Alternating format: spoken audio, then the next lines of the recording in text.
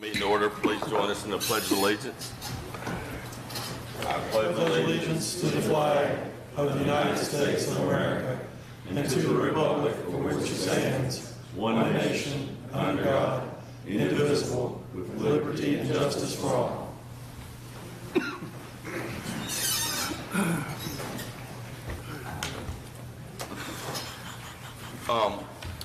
Before we get started, we've got Todd Foreman joining us by electronic means this evening. He's out of town on business, so we need a motion to allow Mr. Foreman to participate in the meeting by electronic means. So moved. Second. All right, so we got a motion by Councilman Updike, second by Councilman Haley. Any comments? All right, roll call. Mr. Carson? Aye. Mr. Foreman? Does he get to vote? Mr. Haley? Aye. Mr. Johannesson? Aye. Mr. Stanley? Aye. Mr. Updike? Aye. And Mayor Black? Aye. Vote carries with all members voting aye. All right, Ty, can you hear us? I can. Okay. All right, first item on the agenda is the approval of the council meeting minutes from October 22nd, 2024. Any changes, corrections, questions on the meeting minutes? None? If not, they're approved as submitted. Next item, report of the town manager, Mr. Warner. Thank you, Mayor Black, members of council. Just wanted to extend congratulations to Mr. Evans, Mr. Foreman, Mr. Foster, and Mr. Ippolito on their recent election to 4-year terms on council. Thanks to all who stepped up and expressed a willingness to serve the community. Of course, yesterday was Veterans Day, and wanted to note that we have several people who have served our country within our organization, including Councilman Foreman, Stanley, and Updike, and also understand that Councilman-elect Foster who served our country. We also have several employees I'd like to recognize: Tim Brook, Ed Chambers, Joe Dooley, William Heath, Hunter Jamerson, Jason Toms, and Jared Thompson. And if I have omitted anybody, I sincerely apologize and hope you'll let me know, but just want to let you folks know we very much appreciate your sacrifices and your duty and obligation to our country. It was honored to have served. The next regular council meeting will take place on Tuesday, December 10th. Between now and then, there's a lot of things happening, one of which is the fact that town offices will be closed in recognition of the Thanksgiving holiday beginning at 12 o'clock noon on Wednesday, November 27th, and for the remainder of that week. There are several events scheduled for Saturday, December 7th, the 45th Annual Peaks of Otter Christmas Classic 5K Run, sponsored by the Bedford Area Family YMCA, will take place in the morning. I think around 11 o'clock, I may be wrong about that time, the Bedford Christmas Parade will take place. That's put on by the Central Virginia Business Coalition. And we also have a Centertown Park tree lighting event that culminates at 6 o'clock p.m. that's being presented by Jonathan Hayden. So since we won't be together between now and then, I wanted to make a point to make everyone aware of those events. And that concludes my report. I'll be happy to respond to any questions you have. Anybody got any questions for Mr. Warner? Good. All right. Next item is appearances before council. This is kind of our public comment period, if anybody wishes to speak. Now, this does not include the topic that's up for public hearing tonight, so this is just on any other topic that someone wishes to give council their thoughts on. Anybody? No? All right. Next item, council comments. Councilman Foreman, we'll start with you. If you have any council comments. Just want to thank everybody for being there, and thank you for the support, and congratulations to the election. And thank you for all the veterans. I would thank everybody for coming out tonight. We're always appreciative of having an audience for this meeting. Glad we have 3 new council people, which should be good. The only thing I would say is that I think in the future, folks ought to think about that, want to be really involved in the town, need to run for office and find out what it's like. I'd love to see more younger folks and some women run for the office as well. I think it would be excellent to have some variance from what we have today. What are you looking at? Oh, I look at all of us, we're all, yeah, enough testosterone up here to, go ahead. I want to again thank everybody for being here. Appreciate you coming out and continue to come out. We don't have to have a big issue to discuss for everybody to come out. Y'all still continue to come out here and see what's going on. Stay in tune. I do want to announce that as of yesterday at 4:45 p.m., we became the grandparents of a baby daughter, 7 pounds, 6 ounces, 19 and a half inches long. Parents of my youngest son and his wife, Carson and Laura, live in Northern Virginia. This is our our third granddaughter. We have 4 grandsons, so makes number 7. So I'm pretty sure this will be it. You reckon? You reckon? Well, I think, but who knows? Thank you. So I appreciate everybody coming out. Congratulations to the new council people. Thank you for stepping up to the plate and running for office. We look forward to working with you. Just want to also mention, Lowe's, they do a hometown hero day or whatever. They go ahead and do stuff for the community or whatever. So Lowe's actually went out to Liberty Middle School last week and painted the dugouts and the announcement booths right there. So I was part of that group that went out there and helped paint all that for Liberty Middle School. I know it's in the county, but it's still part of our community. Mr. Carson? Now, I sound like a broken record, though. That's all right. Now, I just want to thank everybody for being here tonight. Good to see a lot of people in here. I mean, somebody is watching us and somebody looking for some answers. But thank all of you for being here. Congratulations to our newly elected council members. They were a part of our work session and listening to what's coming down the pike. None of them got up and ran out. So I think they're going to do okay. But thank you for that. And I'm also very proud of the veterans that I encountered yesterday and those that I didn't encounter. Thank you for your services. As much as we thank you, we could never repay you for what you've done for this nation. Thank you very much. Again, thanks everyone for being here. We do have a large crowd here. In our work session, we talked about ways to get the message out for our new comprehensive plan and stuff, and come to these meetings is one way to do it. Mr. Warner, do we have any committee positions that are vacant? We have several. I know there are, I think, 3 vacancies on the Redevelopment and Housing Authority right now. We do. In fact, we'll publish that. Maybe we'll publish that on our social media as well to get that out. So another opportunity for people to contribute without having to go through the rigors of campaigning and that kind of stuff. Again, thanks for everyone for being here. Once again, welcome everybody. Thank y'all for coming out this evening. A shout out once again, like everybody said, to our veterans. They are what they kept this country free and great, and we always should appreciate them, not just on Veterans Day, but every day, and for the service they provided our country. One other thing, real quick, wanted to pass along their Clam Diggers, a business here in town. They celebrated their 20th year anniversary this past week. If you haven't had a chance to go down there and get some good seafood, it's a great little restaurant in our downtown community, and I'm glad to see a business stay successful for that long a time, and look forward to many more years of them serving great food in our community. So that was the only thing I've got this evening.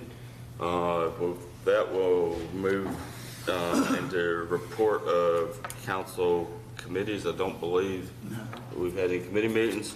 We do have one revision to the agenda. We do have an appointment to the Bedford Regional Water Authority. We're going to add that to, where should we add that? To the bottom of new business. We'll add that to the end of new business. Okay. All right, with that, we'll move into the opening of the public hearing of changing the zoning map by rezoning property at tax map numbers 251A1T and 251A2T from R1 district to R3 district. Mr. Warner, would you read the notice? Notice is hereby given of 2 public hearings to be held by Town Council at 7:00 p.m. on Tuesday, November 12, 2024, at the Town Municipal Building Council Hall for the purpose of hearing 2 rezoning requests located at the end of Crest Ridge Drive on parcels 251-A-1T and 251-A-2T by Rambo Ellen LLC. The requests are for a rezoning from R1 Single Family Residential to R3 High Density Residential for Governor's Hill Section 3 with up to 184 single-family lots, and for a conditional use permit for a model home with a sales office and parking in the R3 residential district. Information has been on file in the Office of Planning and Community Development. Anyone who is in favor of or opposed to the request shall now have an opportunity to express his or her views at the hearings. And Mayor Black and members of council, I did want to note we've received 2 written documents, one from the Governor's Hill Homeowners Association signed by Cindy Watson, and another dated November 12th signed by Ann DeLong. These have been given to the recording secretary, and I would ask they be entered into the official record. All right, with that, we'll open the public hearing for, the first public hearing for rezoning from R1 Single Family Residential to R3 High Density Residential for Governor's Hill Section 3 with up to 184 single-family lots.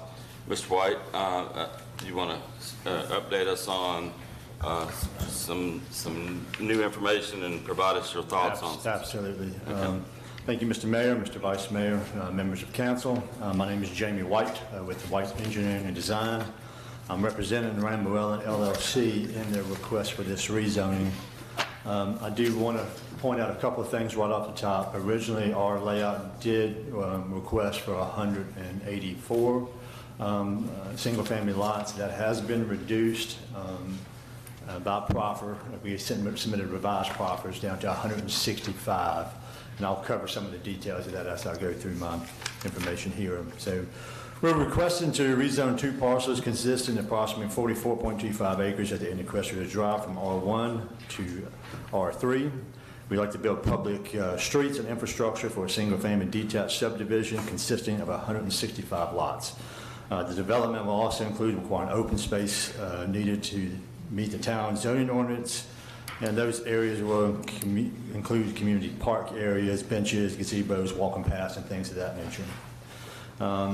As mentioned, I will note that the layout provided to City Council is slightly different than what we brought to the Planning Commission last month. After that meeting, we decided we want to reduce the number of lots from 184 to 165. In doing so, we leave 5.74 acres as undeveloped in the southeast corner of the property. This provides 2 things for us and our neighbors.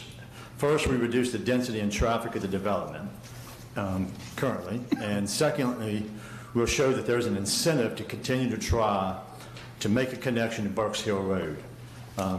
While we're still in negotiation for acquisition of some land along Burks Hill Road, that may be some time for that to come to fruition, but leaving that undeveloped area in that corner back there where we would need to make that connection gives an incentive to keep working towards that goal, and achieving it would be beneficial to the existing neighbors and the developers. So there's that incentive to do that.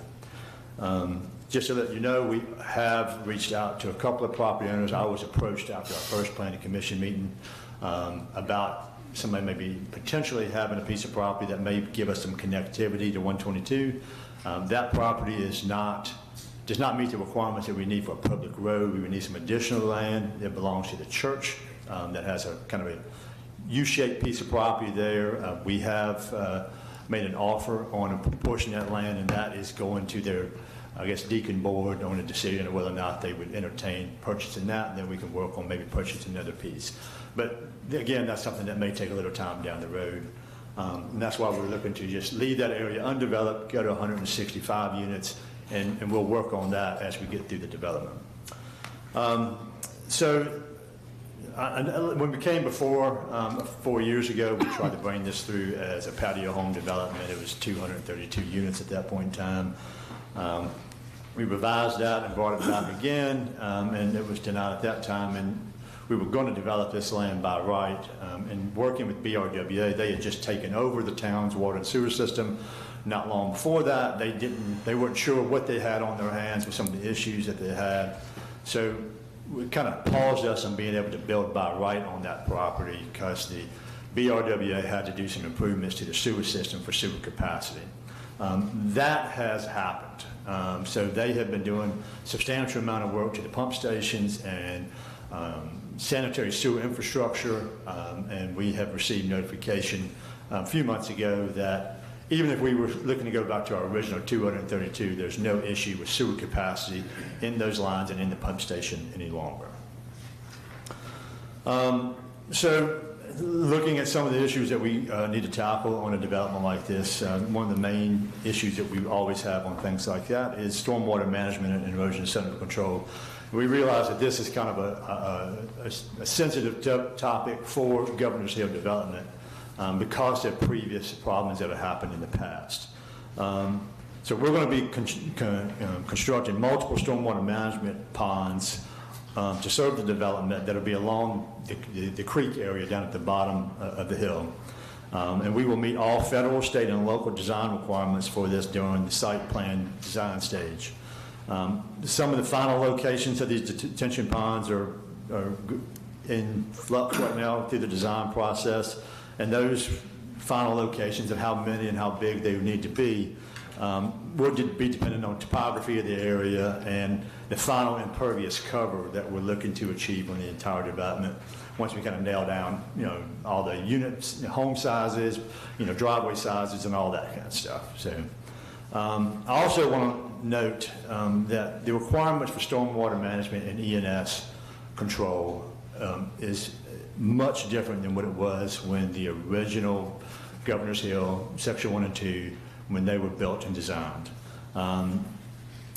So state requirements now require us to detain that stormwater runoff, release it at a rate that is less than the previous pre-developed conditions. We also must provide water quality control on the site. Most of the projects we do in the area, Bedford, Campbell, Lynchburg, to achieve water quality control, we buy off-site nutrient credits, which means that we're paying for somebody downstream to do those improvements, and it really doesn't improve our local waterways right here at our location. There's a lot of areas inside the town that we cannot do credits because of existing stream conditions. So on this project here with where we're located, all of our water quantity control and all of our quality cleaning control of the stormwater runoff is going to happen on site. So the water that is discharged here is going to be treated for volume and for quality before it leaves the site. We realized that there were some erosion and runoff issues in the previous phase, especially I remember seeing the TV on TV with the runoff coming off up the Emerald Crest and crossing Crest Ridge Drive and running over the embankments over there. And some of that's due to what I see as some design features that should have been in phase 2 that were not a part of the design and obviously was not constructed. There should have been some inlets at the end of that road before it got to Crest Ridge Drive to catch that water so it wouldn't get there and run off. Those curb and gutter that are out there is roll top curb. It doesn't have a whole lot of capacity controlling direct water. So there should have been some inlets at that location to capture that water and get it around so it wasn't running over the hillside, across the road, and then going to the people's basements and through their yards. What we're looking to do is work with the town to try to improve that. So we're going to place inlets in our development, and we're going to direct and stub stormwater piping over to the property line, over towards where those inlets will be. With trying to work out a partnership with the town To have those installed, I've offered to provide design services at no cost to the town so we can achieve some improvements stormwater-wise in the area that I think would be beneficial to us and to the existing neighbors that are already there. And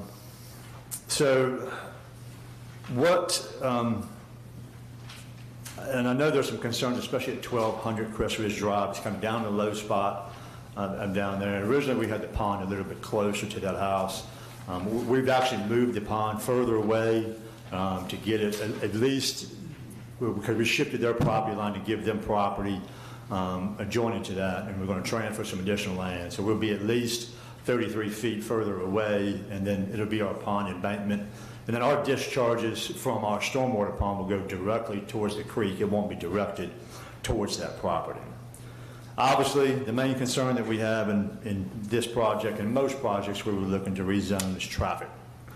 So it's been the greatest concern. I've heard the Planning Commission, and we also had a community meeting with the neighborhood, and that was the main issue that a lot of people see. They want that secondary connection. If we can get it somewhere that we probably would have been approved last go around if we had that secondary connection. We have tried multiple avenues, multiple pieces of property to find that avenue to get back over to Berkshire Road. We just haven't been able to find it. But going back to what I originally said, we're still making that attempt, and I think leaving that land in the rear as potential development. If we can combine that area with maybe the adjoining piece that we could potentially acquire, that would give us almost 10 acres of additional development that would pretty much have almost direct access to Burks Hill Road. So some of the feedback that we also got, because obviously we're going to be extending Crest Ridge Drive to get over to our development. And there was a lot of discussion about that there's a lot of on-street parking on Crest Ridge Drive. It's hard for people to get through there. And with cars kind of meandering through. I spent a lot of time in the neighborhood over the last 3 months, meeting with some of the residents, talking to some of the adjoining property owners. I've been there every day of the week, at all times of the day, mornings, lunch, afternoons, night times. I've been there on Saturday afternoons. I've been there on Sunday afternoons. And every time I go through, I drive through Crest Ridge Drive to see how much of a traffic issue there is because of the parking that was described as being on the road. Never in all my travels going through there did I see more than 2 cars parked on Crest Ridge Drive. 95% of the people are parking in their driveways or in their garages, and there really was no impediment to that. Now, obviously, there are times where it may be holidays or special occasions where that may be the case, but that happens on any road, but typically that's not happening during the peak hour travel times. I would like to note that the existing Crest Ridge Drive, with the amount of road space that's there, if we look at VDOT standards, it's adequate to serve 4,000 trips per day. That's what those roads would be. If we were designing Governor's Hill Section 1, 2, and this development, the road that's there now is what we would design for the project anyway. It can handle substantially more that's on it now, and even handles our traffic load that we're looking to put on it without any issues if we look at design guidelines. So looking at how this is going to be impacted with traffic. So obviously we're not building an apartment complex. We're not building something that's going to be a lot of construction and then 300 units are going to come on board at the same time, to where there's going to be a major change in how traffic operates in the area. This subdivision is going to proceed at a moderate rate. So it will probably won't even reach 60 new homes until somewhere to early to mid to 2027. So there's a long fluctuation of slight increases in traffic flows, and not just dumping a whole bunch of people onto a road, just at one time, to where it really causes some confusion. It's going to be a unit by unit, house by house, a family here, a family there, and it's not going to be a drastic load change. Our layout and proffers that we provided allows for us to build single-family detached homes. Most of our lots that we have designed out are the same size or larger than the single-family detached lots that are in Section 1 and 2. This provides for great neighborhood continuity. So it's not like we're coming in and looking to do something totally drastic and different than what the existing neighborhood already is. So it's pretty much mimicking the single-family area, and actually is larger lots than a lot of the lots that are in Section 2 that are along the adjoining property line. We have offered to give adjoining properties in the Governor's Hill development approximately 33 feet of additional backyard and land transfers. I guess Governor's Hill Section 2, when that came on board, that was, I guess, a PRD, so there's some fluctuations on yard setbacks. A lot of those homes, single-family homes that are along the adjoining property line with us, they have 10-foot backyards to the property line. There's 10 foot, and then it's their house. So what we are offering is to do land transfers. I have with me tonight 10 signed land transfer agreements with the neighbors that are along the property line. And we can provide those to you as well. And what this is going to do is if we can get a rezoning approval that allows for us to give them that 33 foot of additional backyard. Unfortunately, this option is only feasible if rezoning is approved. If the development must be done by right, then we will not have that flexibility to offer that additional land, and our proposed homes will be shifted 33 foot closer because we need to maximize as much space as we can get. I would also like to note that while we're asking for R3, which is high density, we're not looking to achieve R3 density, which would be about 16 units per acre. Our density in our development is 3.7 units per acre, which is closer to an R1 density. Our issues are some of the widths of lots and things of that nature to make things work and fit right. So I'd like to provide some information with regard to the emergency access road that you've seen on our concept plan that's coming into the cul-de-sac at Emerald View Court.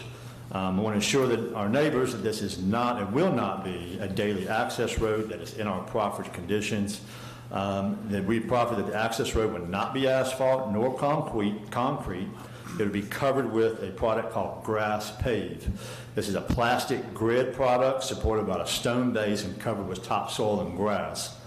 So it'll look like a yard. It will not look like a road. The people who would know that it's accessible is the fire marshal's office, and if the one entry is blocked, they'll know that they'll be able to access that road to get access into the property. We've also proffered that we'll provide either a chain or a gate or some type of removable bollard on our side near the sidewalk that blocks that access to make sure nobody tries to traverse across it. In summary, I believe that our proposed development provides for a much better use of the property than our previous options that we had brought before.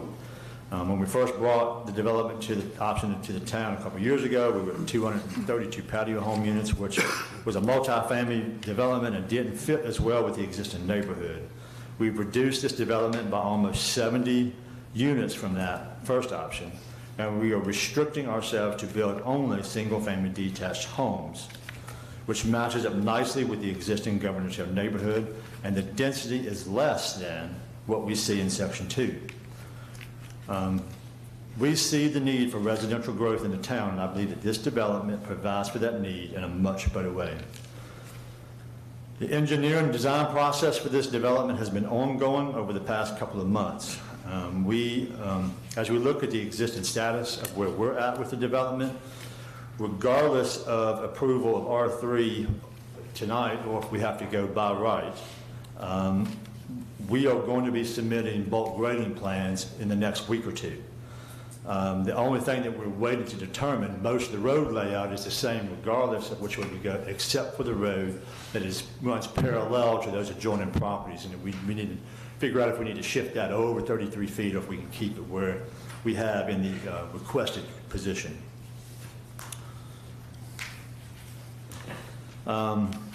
And it's our goal to start construction near the first part of the year. We've explored both options for this development, by right and R3, and we'll be moving forward either way.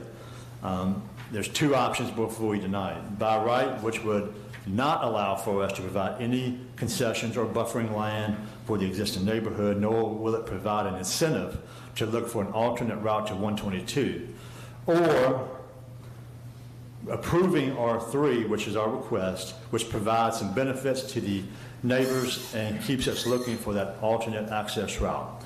Thank you for your time this evening. I'll be happy to address any questions that you may have. Mr. Carroll, can we ask any questions during the public hearing, or do we need to wait till after the public hearing to get any clarification on any? I think you can do it whenever you would like, as long as you do it during the course of the public hearing, whether you want to. That way the public can hear before they speak. And I don't think you're restricted to doing it one or the other. I think you Okay. can ask questions as they occur to you. Does anybody have any? Todd, do you have any questions for Mr. White at this point? That's right. Mr. Johansson? What street did he say there were only 2 cars parked on? I've been over there and there's been a lot more than that. On the one going up to LIC2, the sheriff's department car and another, and it's trucks, but on the other street I see more also. Chris Ridge, I think, Drive. Was it Crest Ridge or was it top of Emerald Crest? Yeah, Crest Ridge Drive is the one I'm speaking of. I've been through there probably 50 times in the past 3 months. I've seen 2 cars there max. Now, obviously, on the other roads in the development, up in the hill, especially up in the section 2, there are a lot of cars parked on the sides of the road there. Our normal traffic route for anybody exiting and entering our development will not be going and looping around that way. They'll be heading straight out of Crest Ridge Drive. And what we're providing in our development is 2-car garages and enough parking in the driveway, so we're not looking to have on-street parking through our neighborhood either. This road that you are trying to negotiate with that church, does it have any impact on the church itself? I'm sorry, say that again. Does it have an impact on the church as far as their? No, so the church has a unique U-shaped piece of property. So they've got their main sanctuary and their main property with a parking lot. They've got a weird that loops around that garage and then comes back with a 25-foot strip back out to Burks Hill Road. It's funny that both of the churches that are along that route have a U-shaped configuration with the property kind of in between it. So it doesn't necessarily have any, us acquiring that piece has no negative impact to the church. In all reality, potentially we would put another access point off of our road if we can build it through there for them to access their parking lot in a different way if they wanted to come through. If you had neighbors in Governor's Hill who attend there, they'd be able to travel that way to get to it. And have you had any word from them? So we made an offer for the property. I've reached back out to them. They still have to take it to their board of deacons. I know that's kind of a longer process, and when negotiating with the church that I've experienced, there's a lot of hands involved on that approval. But they've got to take it to the next, I don't know when their next board meeting that they're having with their deacon board. So when was this proposed to them? So we were reached out to by an adjoining property owner who has a larger piece that gets over to that at the end of our first planning commission meeting. So we started exploring options there. Had a very difficult time finding anybody to reach at the church, but we made an offer back to them at the beginning of October. So I have a question. Staying down the road issue. 4 years ago, you was here 4 years ago, and you gave the same proposal about doing a second exit into the project, correct? Yes. So in the process of doing that, if you just made an offer in October on that road, why hadn't you worked this out before you come before us tonight? Where you would have had this in play instead of saying, well, maybe in the future. That don't guarantee nothing in the future. Sure. I understand. And that's kind of why we left an area undeveloped to give that incentive. I mean, this should have been, I'm sorry. Yeah. Go ahead. Well, I just want to say, obviously, there was attempts to try to acquire a piece of property multiple times. We have, even like a year and a half after we were denied, we actually spoke to the other churches further down the road, and we thought we were going to get an agreement with them to connect through their property. And then we proposed, we put some concepts to them. They took it to their board of deacons, I believe is what they have there, and they denied any ability to purchase it. So when we came here this time to go out there, we didn't think we had an option to get over there. We were going to stub out if something ever came up. But since I was approached after the meeting by the owner of that adjoining piece of property, and he was willing to potentially negotiate. Now, we haven't had direct negotiations with him, who owns the larger piece, because acquiring his piece of property means nothing if we can't get that strip from the church. What about a piece of property on Dickerson Mill Road back 4 years ago? What happened to that? Because it says in your proposal, Dickerson Mill Road, right? I'm not sure. I'm not the negotiator of property. Okay, I mean. Yeah, but I know there was an attempt to make connection. They explored multiple options. And I know that even after we got away from it last go around, when we could have brought something back after the time it expired, that option didn't work out either because they didn't want to sell. Well, my point, Mr. Way, is, we talked about it 4 years ago. My point is, if you want to bring this to us tonight, you should have had something already in play instead of saying, well, possibly in the future. That don't give the citizens that bit of guarantee, because that's false hope. And I understand that. When we came here for this go around for our R3 designation, we weren't even looking to do a connection. We were just doing single point access, and we were just looking to do single family detached homes. We were not even going to explore that at that time. The only reason why we're exploring that now is because we had the adjoiner come to us after the planning commission meeting and discuss that option with us as a potential. So we've been exploring that because he came to us. When we bought this time around, we weren't even looking for an alternate access. But you can change this project almost 4 times since 4 years ago. Thank you. No, Bob, I was going to let Vice Mayor. go ahead. I'm That's just, fine. Mr. White, I do admire your persistence. You've done well. But it still goes back to what we've talked about the whole time. It's that additional entrance. And I, like you, I've gone over there, I've actually sat there and envisioned what that entrance would look like once it's developed. And I can't quite see it workable with the amount of cars and everything going in and out. You're right, we don't know for sure how many will be going in and out. I get that.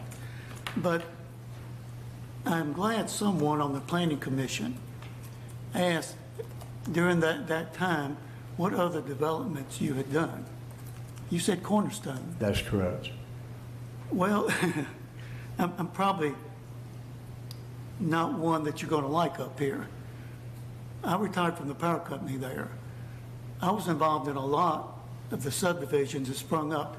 Forest, Lynchburg, Campbell County, Amherst.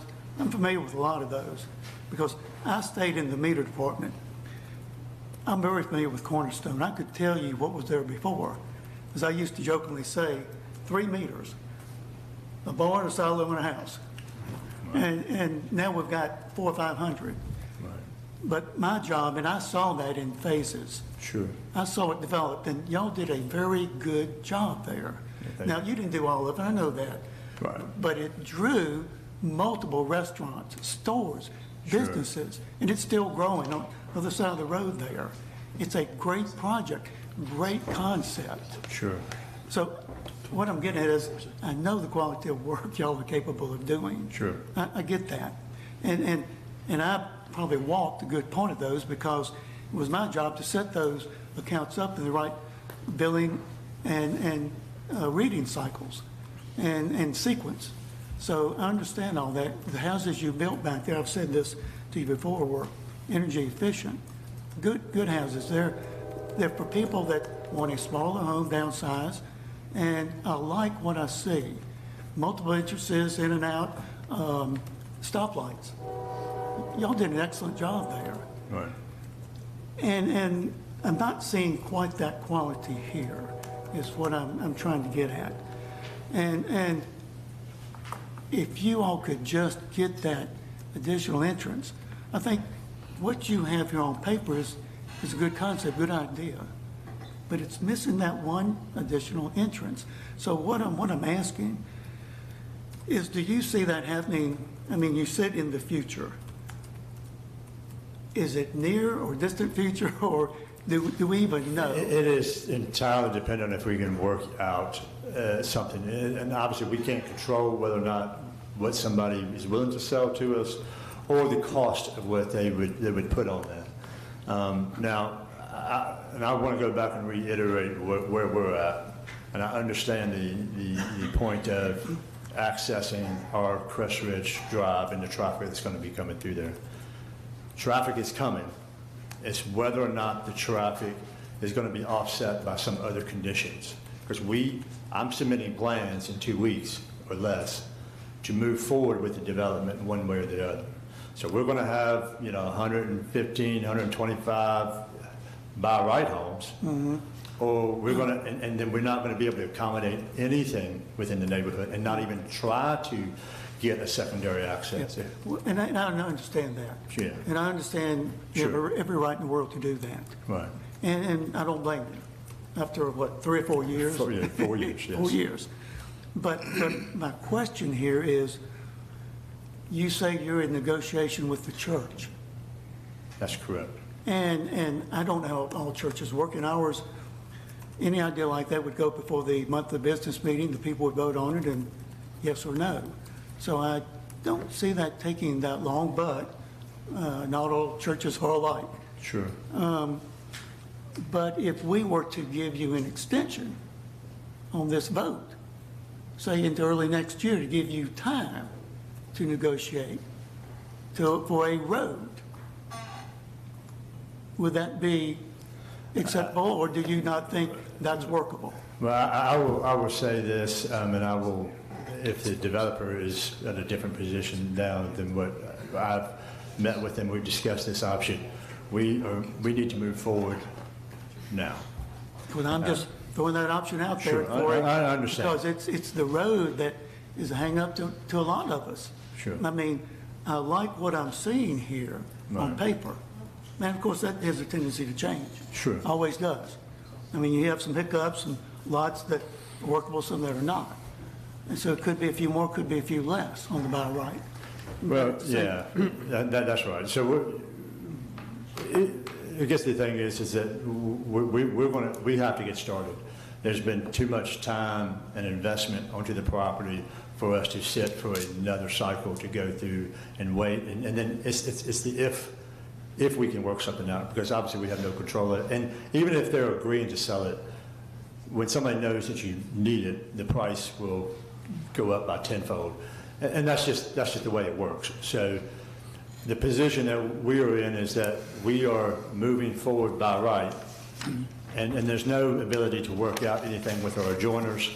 And I think we've got several of them that are here today that would really like to see us get approved, and then have the ability to give an incentive to try to continue to work on it. But I think where we're at, and the developer can speak up if they want to, but I think we're ready to move forward one way or the other.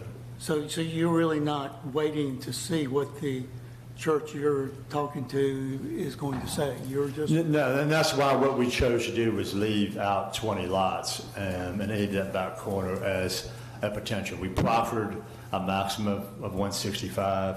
Obviously, we can't go any more than that if we proffer that, so that limits what they can do on the property, and we won't be able to do anything in that back corner. But we can't continue to, because we've been down the road many times thinking that we've got an option to get a piece of property and it doesn't work out. And it's always, oh, I think we're going to get it. No, you're not. But so it comes a point to where we've got to choose to move forward, and we're at the choose to move forward stage. So we're ready to go. We've cleared the land. We're ready to start grading as soon as we can get bulk grading plans approved. Mm-hmm. Well, I'm just kind of throwing that out there. I thought it might be, I think we're close. Sure. But at the same time, it might be not to have that additional entrance there. Sure. I mean, to me, it's only. And I understand, I would have liked to have had it 4 Yeah. years ago, and we wouldn't be talking about this today. I know. We'd be talking You- about something different potentially. Well, you probably wouldn't be here. Probably not, but we've tried, we have tried multiple times, even after the meeting. Our position was we were going to move forward and try to get 184 with a single point of access. I mean, we knew that there was some really negative feedback when we were going to patio homes only, and with the count at 232, that was way up there. This gets us back to 165. It's a drastic reduction than what we'd originally proposed for this piece of property. But there's a little bit of difference here. A lot of times we do rezoning requests. The developer doesn't own the property. You know, they've got a contract contingent on a rezoning. That's not the case here. The developer has owned this property for 4 years. They've invested a significant amount of money into moving forward, and we need to move forward. I just thought maybe another 2 months or so might make a world of difference, but you don't want to wait. I understand what you're saying, and we would like to have it too, but we can't wait on the if. Yeah. We need to be able to move Well, forward. that's kind of what I'm looking at here. You talk about the future. Well, we don't know how long the Sure. future is. So- And I think what our hope is that what members of council see is by cutting off that back corner gives the incentive to continue to try to work it out. Because the reality of it is, if we can get something worked out over there, potentially that gives them 10 more acres that we could potentially come back here and maybe do patio homes on that back corner, because that'd have direct access back out to 122, and then everybody would be happy. They would get even higher density on that piece. People in Governor's Hill would be happy because it would pull potential traffic off of them, and I think it would be a win. But we're at a point where we need to move, and by offering that back corner as an undeveloped piece, we think we're trying to show that we want to continue to work this out to try to get something done. Obviously, whether that maybe that's a year down the road, maybe it's 2 years down the road, keeping in mind that we're projecting we're only going to be at 60 homes in 2.5 years. Yeah. You know, so it's not like we're going to be dumping a bunch of traffic here and it's going to be a huge change in the neighborhood. We're still going to be working on it.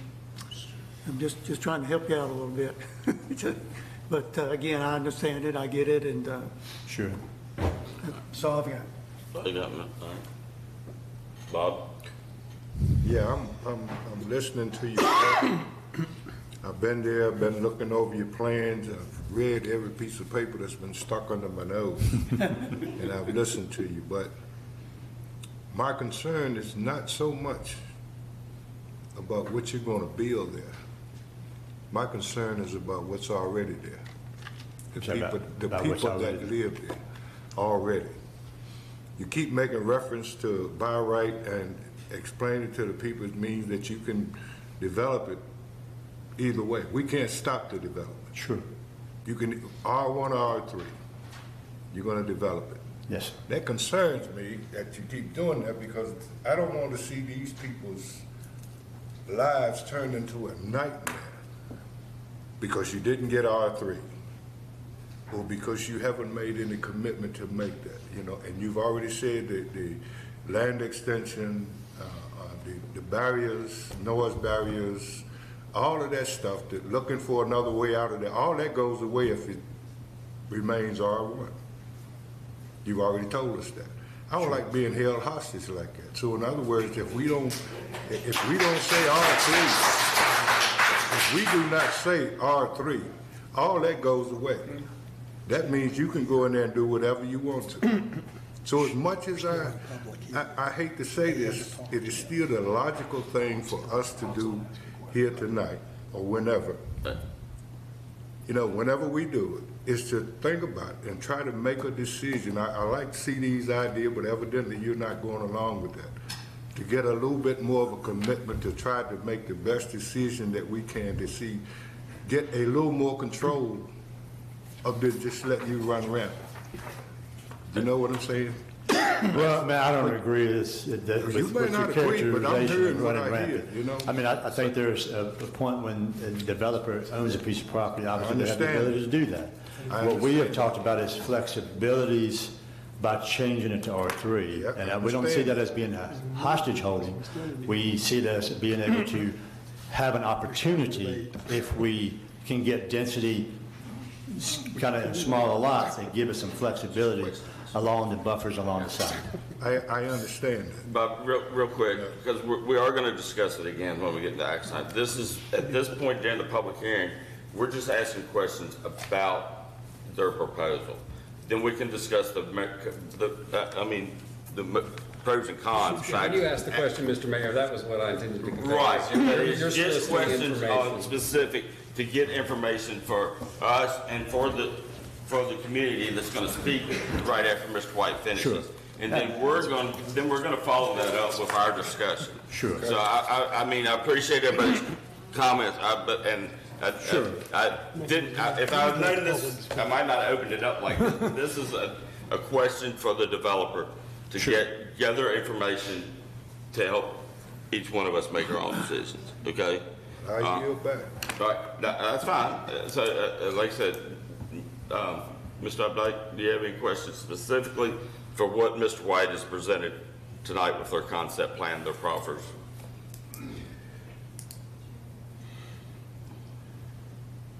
Do we have a price point that you're looking at?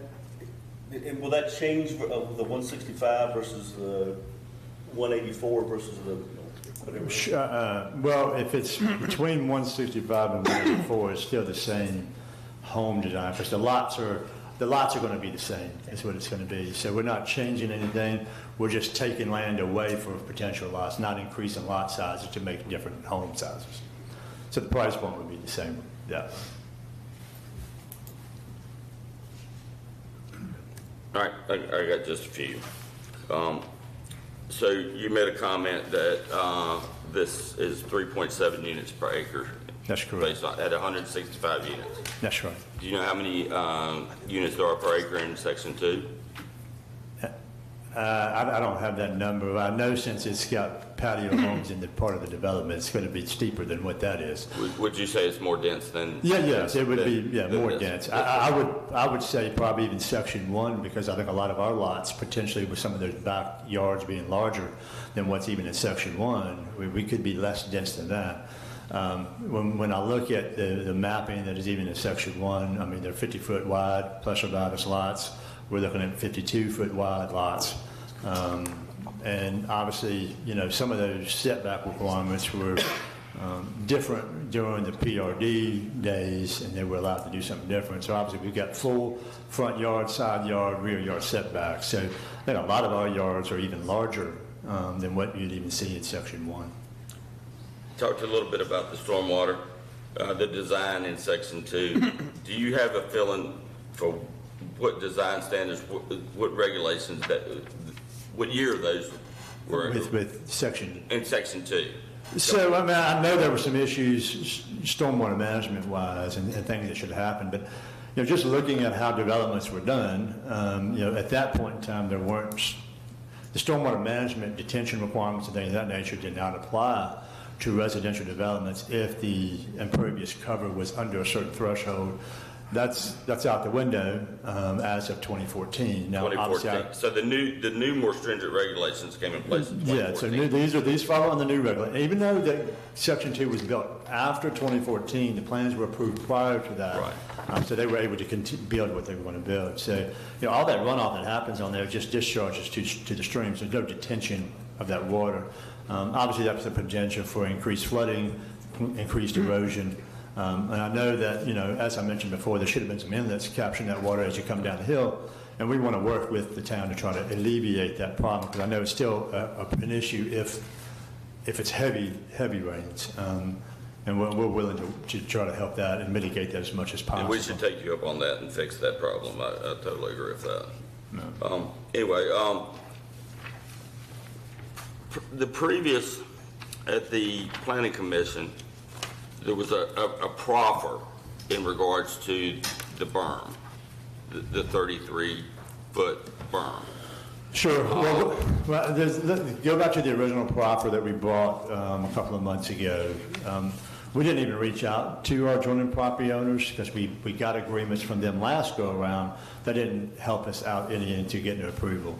So what we did when we brought this plan back for review, we decided to put in a landscape berm that was going to be 6 foot tall. It would encompass 33 feet of space. Right. So what we proffered is that we would build this berm, it would be landscaped, it would provide vegetative cover to put a barrier between the two developments because of those people that do have such small yards in the backyards. There's 10 foot, I mean, right off the deck.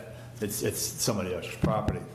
So after that first, because we went to Planning Commission twice because they postponed decision, when we came back after that meeting, quite a few of the people that were adjoining property owners that we had agreements with before, they approached me and said, hey, we would really like to do the land transfer like y'all were offering back 4 years ago. So we started having some conversations, and then I went door to door talking to the neighbors that we had worked with previously to see if they had if they preferred to have a berm installed, or would they prefer to have the land just given to them and then they can fence it in. They can do what they want to do with it. They can leave trees, they can plant trees or whatever. So I went door to door and talked to everybody. Nobody that I talked to wanted the berm. They would rather have the land and have their control. I talked to one owner at the top. They didn't want to sign an agreement and support, but they did not want the berm. They would rather have the land. So nobody wanted the land, I mean the berm visual buffer. So when we brought it back the second time, that was after we had already gotten some agreements from our neighbors. And we're just looking, that's why we got the agreements on hand here with 10 of them, but we're going to do land transfers if we get approval. Yeah, so my only concern, I'm looking at the, the site, the concept plan, the site plan here, and it doesn't really, all it says is land transferred, bear with me, land transferred area to adjoiners. So it doesn't really show the 33 feet there. Sure. Well, and that's why what we did when we went door to door, we had specific agreements, we had specific square footages, and we had a map that was color coded to say this is what you have and this is what we were going to transfer. That was handled in private agreements with the adjoiners, is what it did. And this may be a question for our attorney, because my concern is, yes, that you've got a private agreement, but that doesn't tie into your rezoning request in any way. So, and this concept plan doesn't specifically say it's going to be 33 feet adjoined there, and that's just kind of a concern that, as part of the rezoning request, how can we tie that agreement to this to make sure it goes along with the rezoning request? Sure. Yeah, I understand what you're saying. So our intent is in having signed agreements with everybody. I mean, obviously, I guess that's a civil issue. It doesn't really tie directly to rezoning. What it is giving us is support letters for our requests, if we're providing that. Obviously, if a proffer addition assist us into getting that, I mean, it depends on how that proffer letter is worded. Obviously, we're going to say we were going to transfer, because every lot is a little bit different, and it's not exactly 33 feet, so it's kind of hard to break down an exact, because when you look at the patio home section, they're coming in at an angle, their yards are a little different. It's not like it's an easy thing to say, hey, 33 feet is going to be transferred over to you. That's why we've got private agreements that give that square footage. I don't know how to word that. I don't need, but but to me, this is an important consideration to consider the R3 is because these people, whatever happened in the past happened, and they didn't get a really good deal. And if we can fix this, as part of that, if we can fix this, but I don't know, if yeah, just like last time, the offer letter to do transfers was contingent on approval. That's the same letter that we have today. It's contingent on approval. Can we make see? We can't add any conditions because this is not a conditional use request. So we cannot make that agreement a condition of approving your rezoning. I understand what you're saying. I don't know how to word add an proffer to that. Obviously, we could submit our letters and say that we would proffer land transfers for the letters that we have. All right, well, look, maybe when we get into our discussion, Sure. we can ask Absolutely. our attorney a little bit more about it. If it goes, it may be a Sure, moot point. I Yeah, understand. don't know, but, It's kind of hard to break it out because it's in a couple yards. Because I can't ask you to proffer I understand. something, and I'm not going to ask you to proffer something, but I want you to know that's a concern, is because, I mean, to me, that's a valid reason to, one of the valid reasons to kind of consider the rezoning, but at the same time, you got to tie it to I don't the know how to rezoning. do that. Obviously, we've got signed agreements by the parties and the developer. I'm happy to submit this and then write a proffer that says we will abide by these land transfers. agreements. Mr. Mayor, may I? Yes, sir. First of all, the code section says that the governing body may also accept amended proffers once the public hearing has begun if the amended proffers do not materially affect the overall proposal. So once the public hearing is closed, we cannot accept it. That's what I was going to say. Yeah, we can't I think that accept has the to be proffers. done before the public hearing closes. So, Second, I heard 10, is 10 all of them? Because I don't know, that might answer part of your question. You said you have 10 contracts. I don't know if that's all of them. That's not all of it. it's 11 of them. Is it 11 property owners? I think it's 12 property owners total. Okay. We had one property that they did not want to sign the letter of support, but they did want the land transfer, so they wouldn't sign the letter. And then we had one where I guess both parties didn't agree on signing the letter, is what it was. So why don't we just continue with the public hearing? Sure. And then if you all have And I would suggest before you close the public hearing, if you've got anything you want to add, Absolutely, thank you.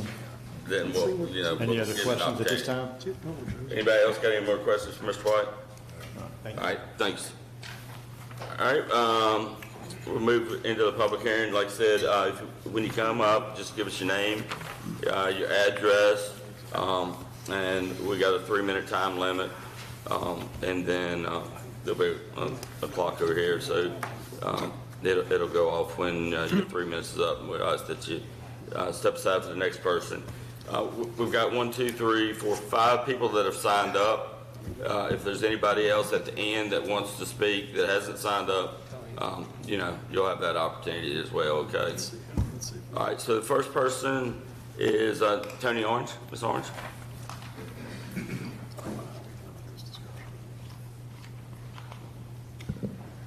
Tony Orange, 1284 Emerald Crest Drive. And I want to thank you guys for asking questions because this is our home. We've been fighting this for 4 years. I've been there for almost 20, and I never imagined I would have to leave because of a development crammed into a spot where nobody wants it. He talks about these letters that were signed. These 10 people are probably not here tonight because they are petrified of speaking out against R3, even though they don't want it. Because that 10 acres, when they bought those houses, they were new. And when he bought them, from what they've told me, the property behind there was grassed and graded just like it belonged to that house, which was very misleading to them. So they are having to sign a contract to not complain to get what they thought they already had. So if I sound angry, it's because I am, okay? The traffic impact, he had 18 minutes. I would appreciate a little more time. The traffic impact, of course, you know that the road is unmarked there in Governor's Hill.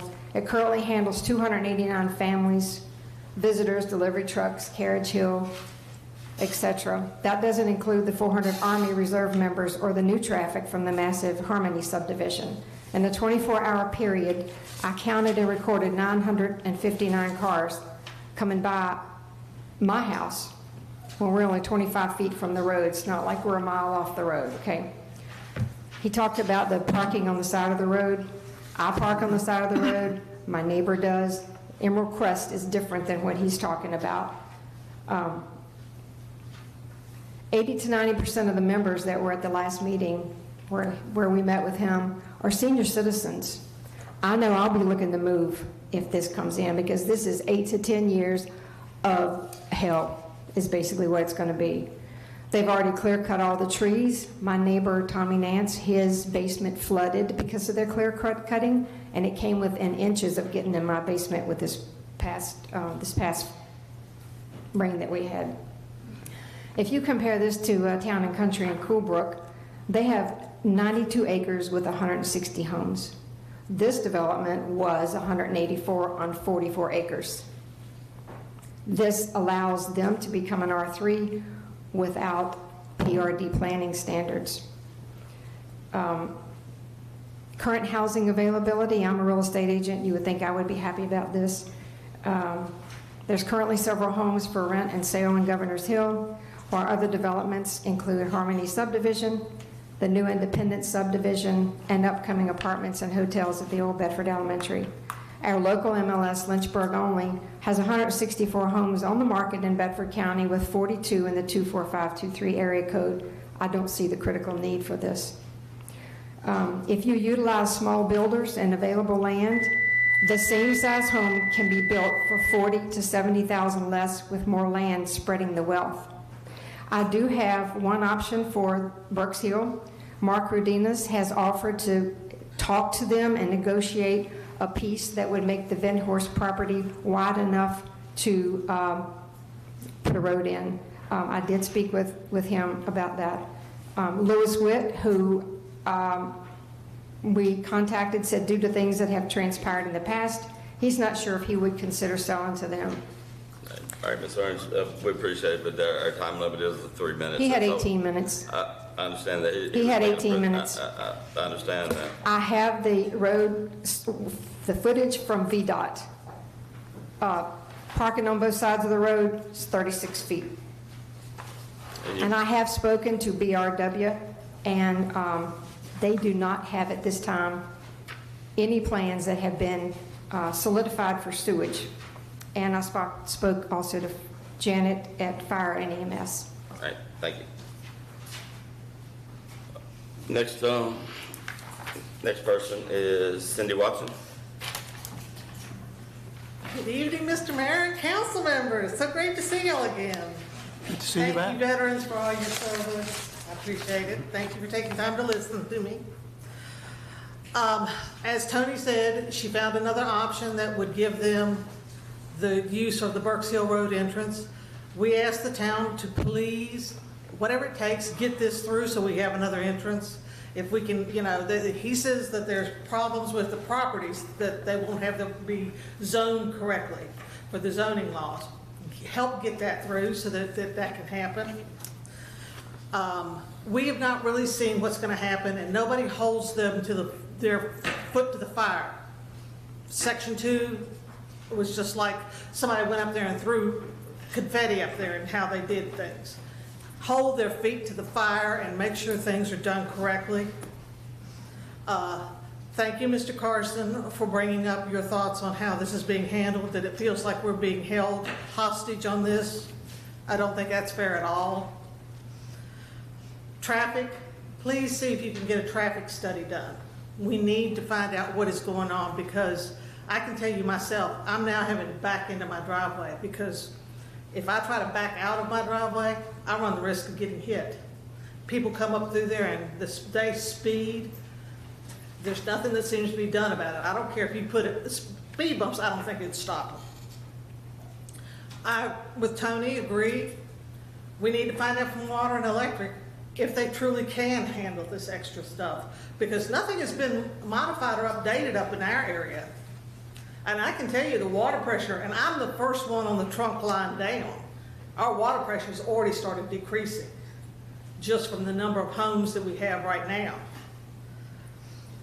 We also want to question why or how even Crest Ridge at the end is going to be expanded. Look at the pictures I gave you behind mine, and you will see there's no area for expansion. That's a very skinny road, especially down on the very end. Something has got to be done, because you're going to have to take somebody's house out of it.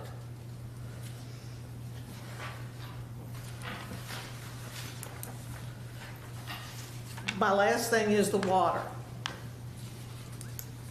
It is now, nothing was done till when phase 2 was built.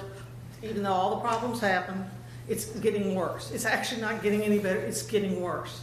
Now homes are flooding because there's water runoff, not just from the roads, but it's running into the creek. The creeks are eroding back. We're having flooding in basements on the upper side of Crest Ridge now. This is all because of the way Phase 2 was done. Please look at who is doing the work, how it's getting handled, and ensure that it's going to be done correctly. My final point, gentlemen, this is not part of Governor's Hill. Please stop calling it that. Thank y'all. Have a nice evening. Thank you, Ms. Watson. Next, Dale Brunig.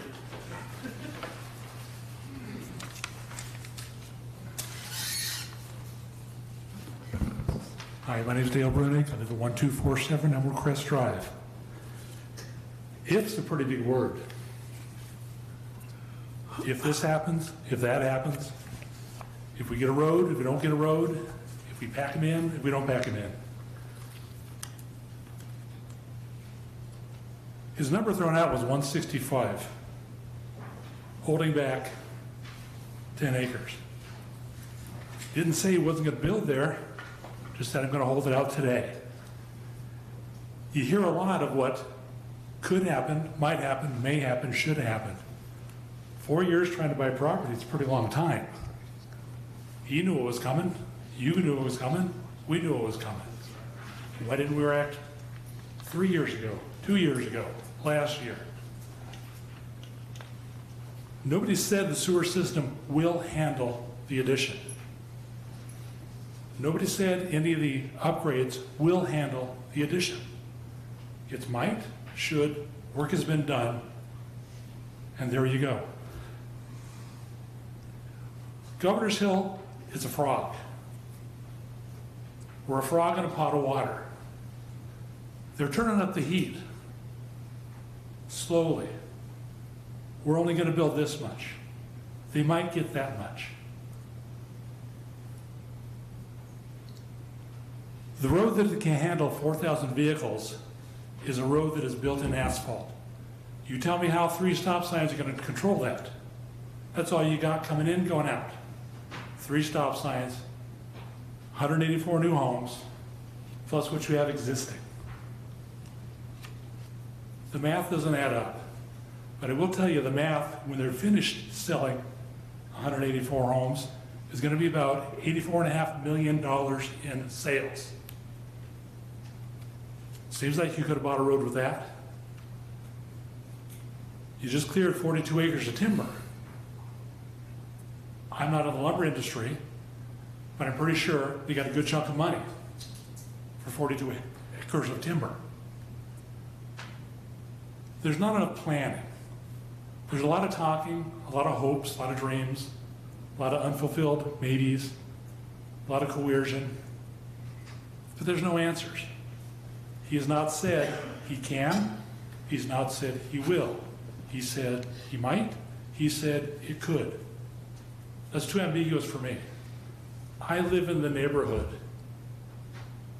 I'm defending my right to have a safe neighborhood. That's all. Thank you guys very much for your time. Have a great evening. Thank you. Next is Luana Doty.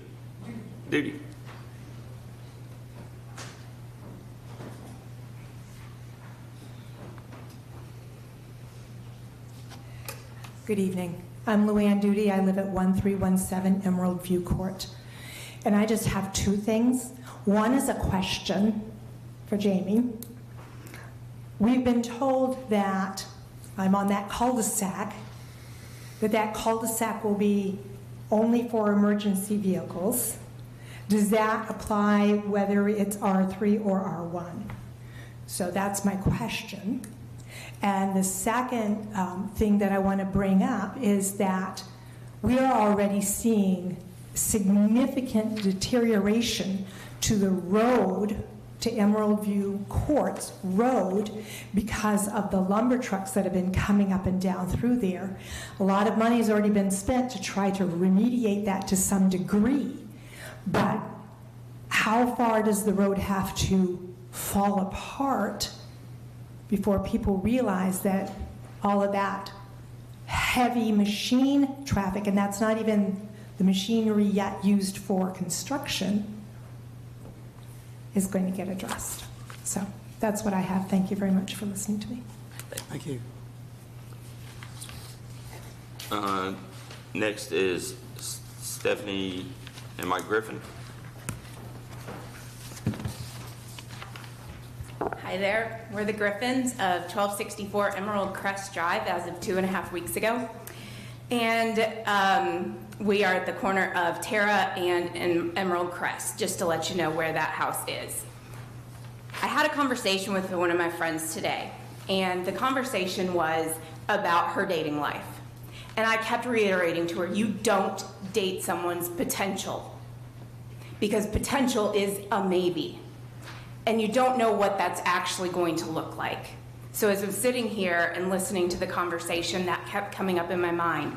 And my other neighbors that I've yet to meet, said that too. The potential is just a maybe idea. Where we live, we have trouble pulling out. We live right across the street from Cindy, and we also back into our driveway. It is difficult in the mornings to pull out of our driveway, not backing out. And at the end of the day, coming home, holding up traffic, trying to back into the driveway. And then turning left onto Burks Hill in the morning is very difficult to get to work. We both work in Lynchburg. It is very difficult. We were excited to live and are excited to live in a town that's not college age. We're not college age. And so having the potential of the more retirement type community is a good thing for us. Not a lot of traffic coming around. You said 165 homes. Let's count that there's 2 people in each household that is probably a driver with a car. So then that's 330. Yes, I had to do the math on a calculator, but I wanted to make sure I did it right. 2 neighbors down from us, or our next door neighbor, has 4 cars in their driveway almost all the time. Another house down from that has 4 cars in the driveway and 2 on the street almost all the time. So that's to say that even if you have a few houses that only have 1 car household, there's going to be others that are going to have more. And as the one friend just said, there's that much deterioration already happening on the roads, and that does not seem to sit well.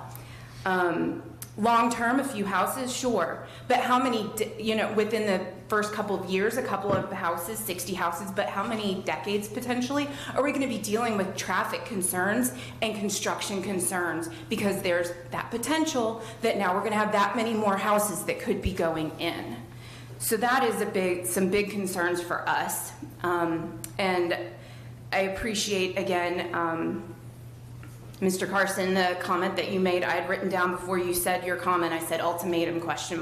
I don't like that. I'm not one of those folks that's sitting well with. It wasn't given to me, but it still doesn't sit well. So thank you so much for your time and for allowing us to come with our concerns. Thank you. Does anybody else wish to speak that's not signed up? All right, Mr. White, you got any follow-up there?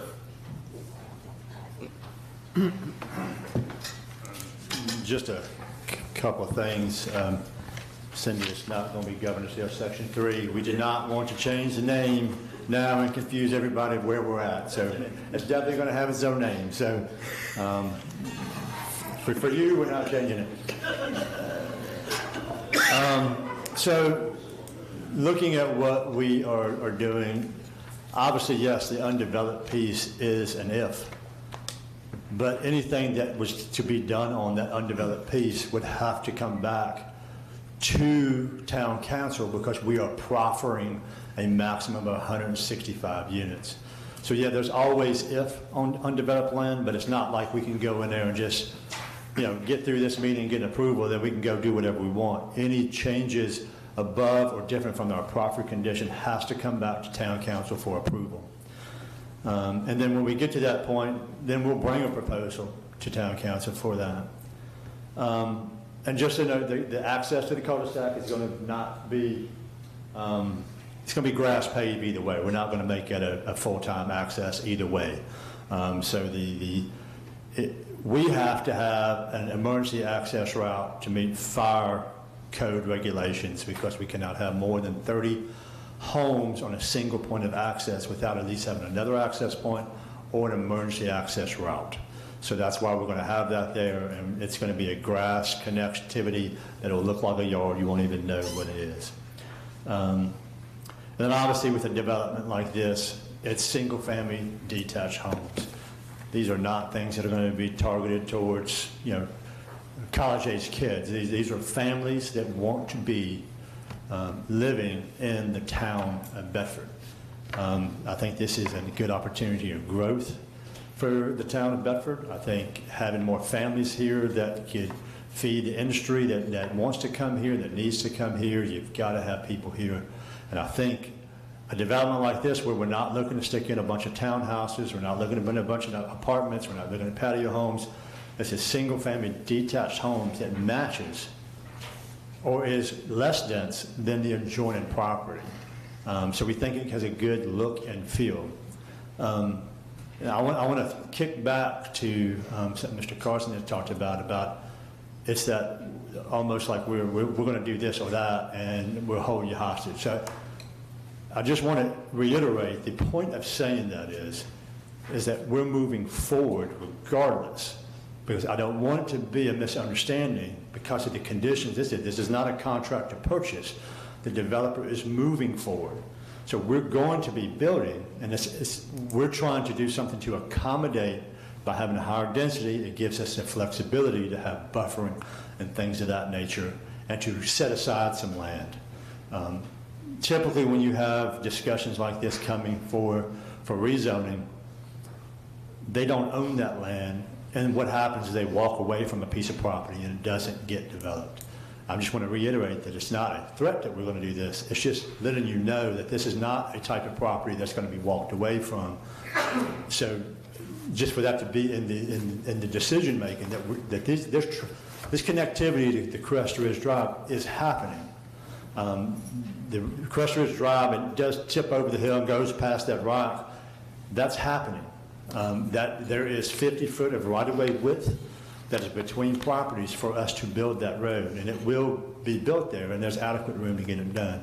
So it's really, it's not a threat that that's going to happen. It's just making people aware that there are two options on the table, and since the developer is also the owner, that they're going to move forward either way. And typically, that's not the case on a rezoning, and that's what's a little different in how we approach it. All right. With that, we'll close the public hearing. Then I guess we need to open the second public hearing on the model home.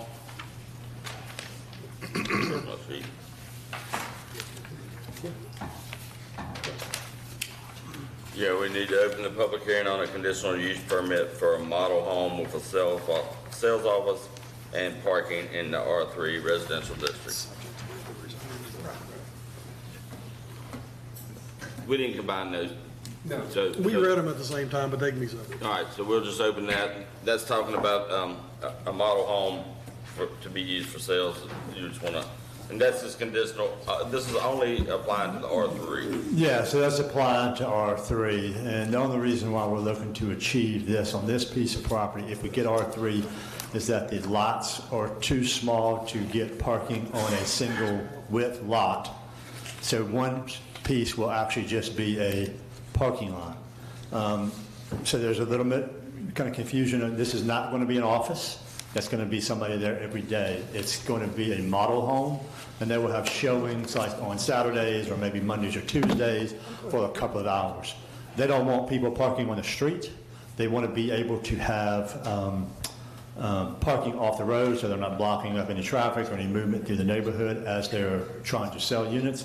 And so that if we were by right, the lots are wide enough we can accommodate a model home with additional driveway width there to accommodate people to park. It's just with the narrow lots in R3, that's why we're requesting it. And I don't know if we can tie this together because it all is the same thing. So you had mentioned something about the land transfer stuff. So I did talk to the owner during some of the other questions. So we would like to offer a proffer, since all the proffers were tied together, that we would proffer the land transfers based upon what is submitted if we get approval. So you would offer that proffer as approval of? Yeah, all of our proffers were attached to both requests. We didn't break up the proffer. We provided one proffer letter. One proffer for both reasons. So we would like to offer the additional proffer saying the developer will transfer property to the adjoining owners based on the submitted rear yard land transfer letters submitted with this proffer letter and the owner's signature. So we have the 10 or whatever. Can we submit that now?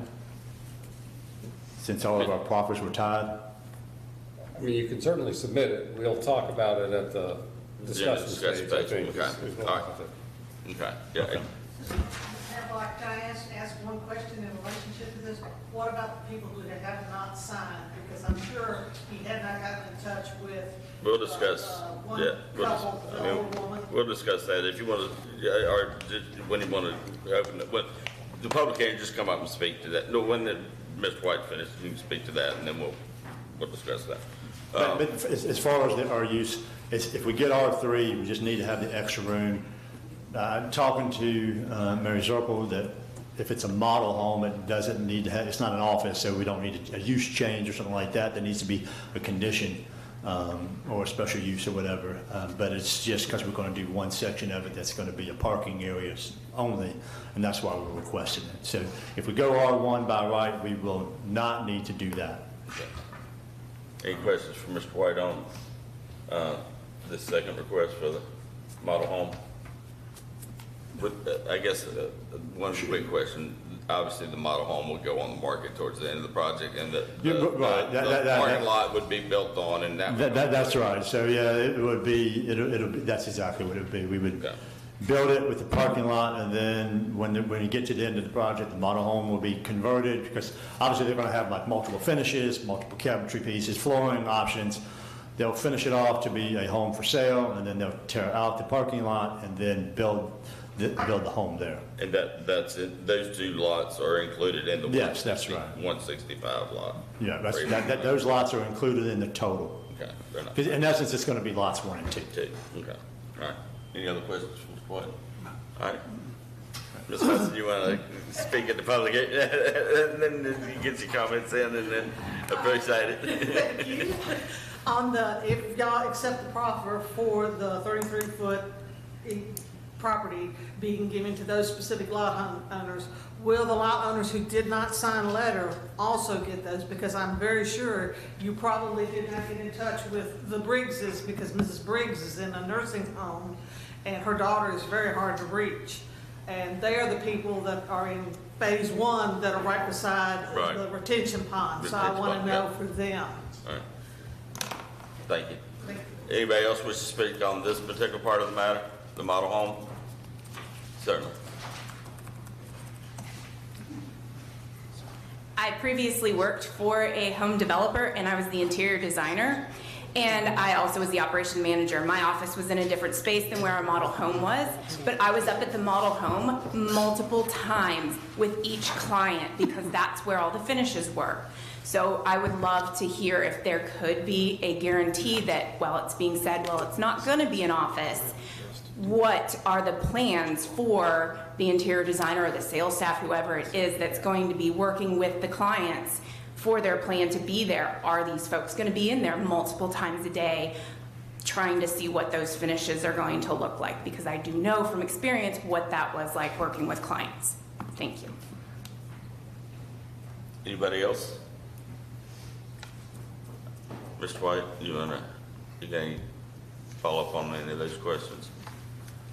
Yeah, obviously, I mean, our model home, I mean, the operation model, they're going to be there. They're going to get and they're targeting certain times for people to be there.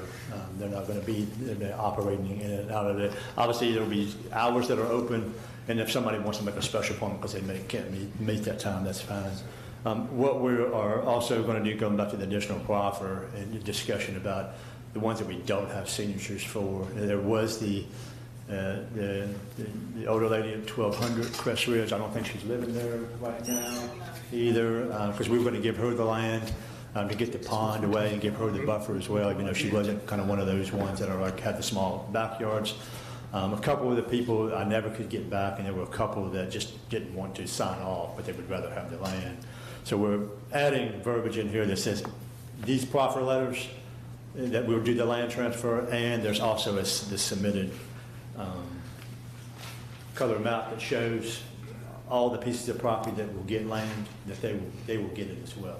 They'll get it whether they sign Right, so that the letter will say. So basically, they'll get it whether they sign the letter or not. That's right. Mr. Mayor, Yes.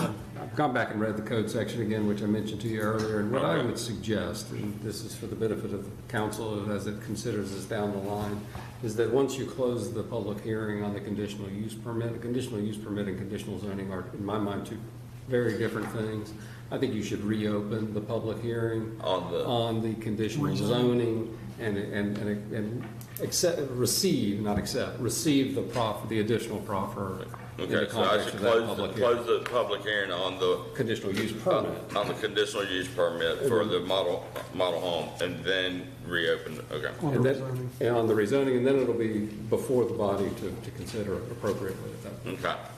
All right. So we'll close the public hearing in regards to the conditional use permit for the model home with a sales office and parking in the R3 residential district, and then reopen the public hearing for a rezoning from R1 single-family residential to R3 high-density residential for Governor's Hill, Section 3, with up to 184 single-family lots. And now I think now you can present that additional proffer. And speaking, just to clarify what we're looking to do with land transfers for our adjoiners, what we are offering is the developer will transfer property to the adjoining property owners based upon the submitted rear yard transfer letters submitted with this proffer letter, and also transfer the land for the other lots who did not sign, who haven't signed an agreement, based upon the submitted map that gives square footages of what's going to go. So we kind of shaded colors for different ones.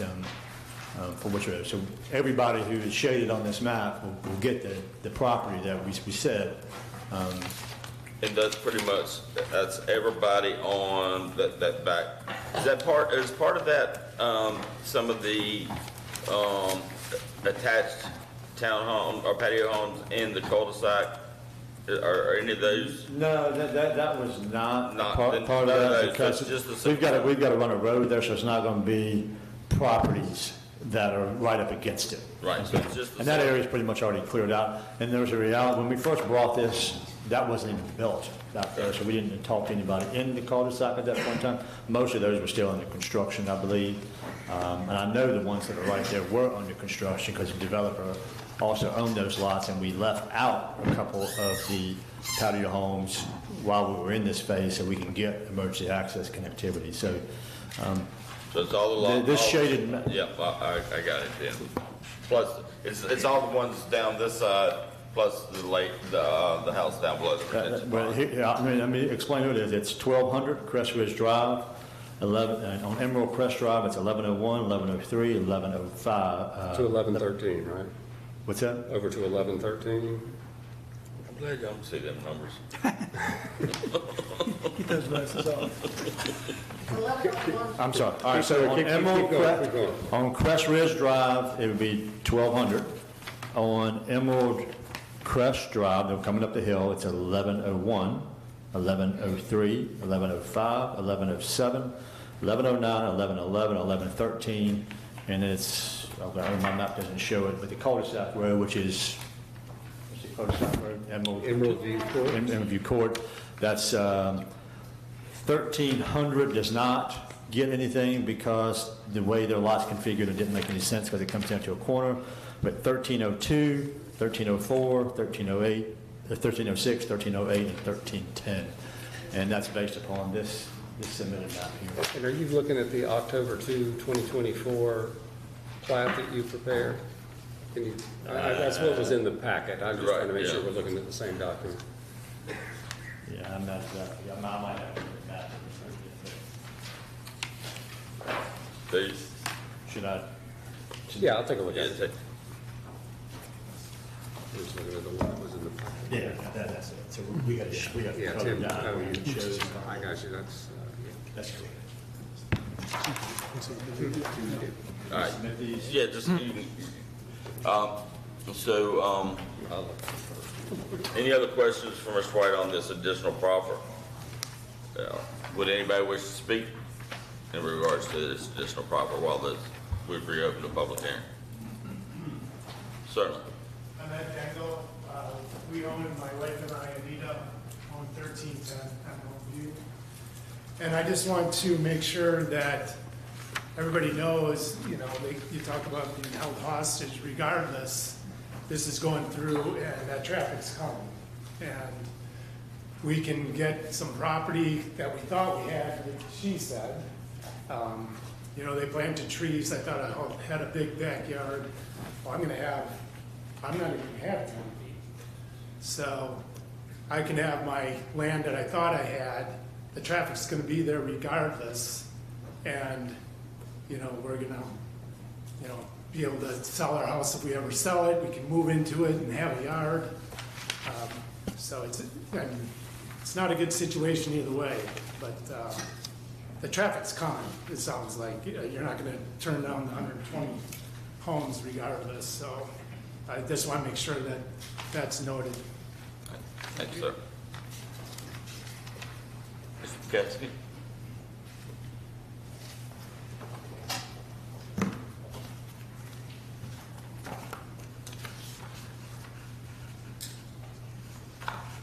I'm William Polkowski from 1103 Elmcrest Drive. We're here again with you having to make a decision on a very difficult zoning case where we're trying to meld the needs and wants of a new developer along with a Governor's Hill 1 and a Governor's Hill 2, which probably have more differences than similarities. The townhouses are different than the single-family homes, and Governor's Hill 2 is a little bit different than 1. But I think the developers try to do a decent job of trying to meet most of our requests, not all of our requests. I realize everybody would like to have the plans like they would be required to do once they're approved, but that's not going to happen at this point. I think they're making a decent offer to all of the people who would most egregiously be injured if we have to turn it down and just do R1. I hate to put one neighbor against another. I don't know how we balance it. I wish I could figure out another way. I'm a project manager. I've had to deal with this kind of crap for years. But the way the zoning is written, you can't do some of the things that I could do as a project manager. I got all the stakeholders together. I got the people that were my bosses and the people that controlled the money. We worked it out. That's just not the way it works with zoning. So I guess I'm just saying, I wish the neighbors would understand the dilemma those of us that have 10-foot backyards would be in if we just say we're going to stand hard. We don't want an agreement that is going to not have a second road. I wish we could have a second road, but I think they're trying to meet us at least part of the way by fixing a problem that was caused years ago. I think it's 2017 when Governor's Hill 2 was originally approved. And then through a series of the government who was in charge changing between the town and the county and the town, things just got dropped and the plans got changed and we got 10-foot backyards. So I guess I'm kind of voting for a selfish interest, myself and I think it's 12 or 14 houses that would end up getting a yard that's bigger than 10 foot. In fact, the one right by where the emergency road would go in, the property line is really like a foot beyond the concrete patio. So that person's even more injured if we say no than I am. We appreciate your interest. We appreciate they're trying to do something. I'm sorry if we can't get a road immediately. I guess we have to trust a little bit. And if they do have to come back later to be able to do the land they're holding back to do any more, that's at least offering something. I wasn't aware they had to come back to town council. That was a little bit of a concern. They could just submit plans later and get it. So do your best to make a decision that those of us affected with the 10-foot yard would like us to really consider somehow working out how can we do this. Thank you, Pass. Anybody else? Yes, sir.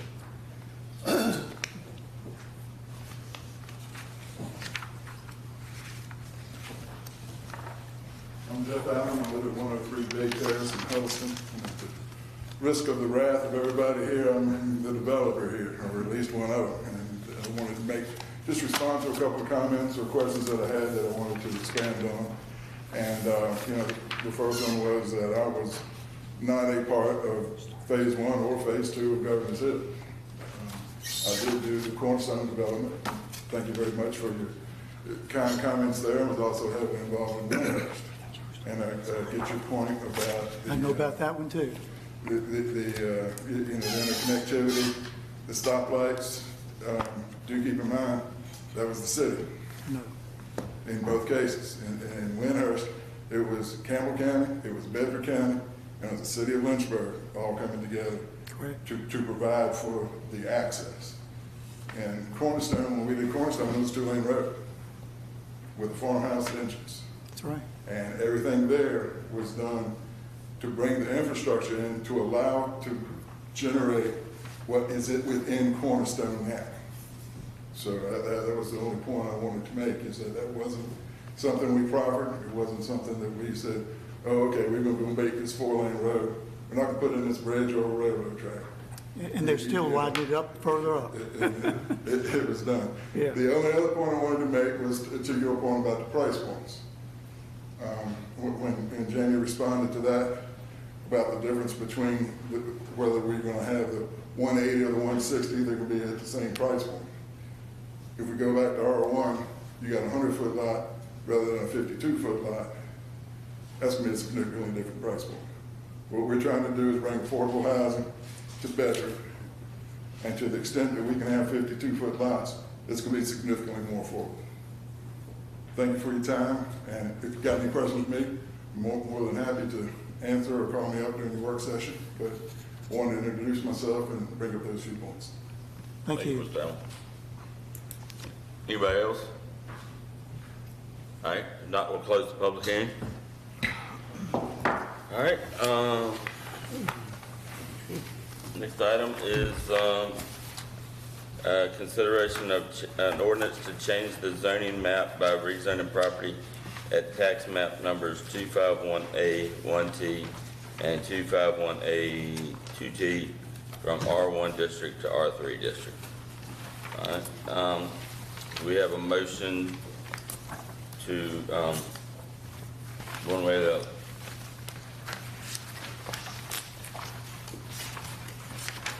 Motion to, can we have a little bit of discussion before we make a We motion? have to have the motion before we have the discussion. We don't, I guess we could discuss some person and take a motion if that's, if we prefer to do it that way, that's fine. So who wants to start, we'll start, Darryl? Ever since I started on council, one of the driving concerns was bringing affordable housing to the town.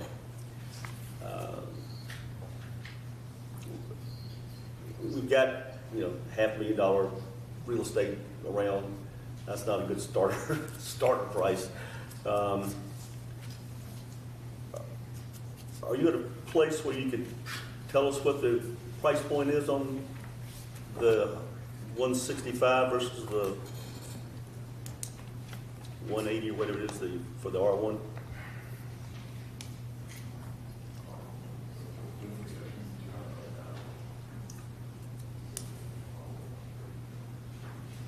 Probably at least $50,000 to $75,000.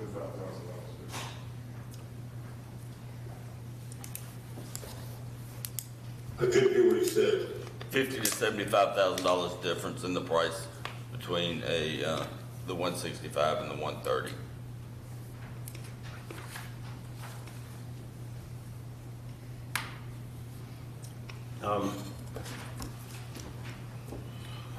And I guess the other concern that I have is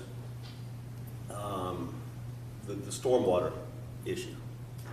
I think we've all seen past newscasts, and Mr. Foreman had some photographs of the area when it was rainwater was coming down and 3 or 4 inches deep, running across people's yards, and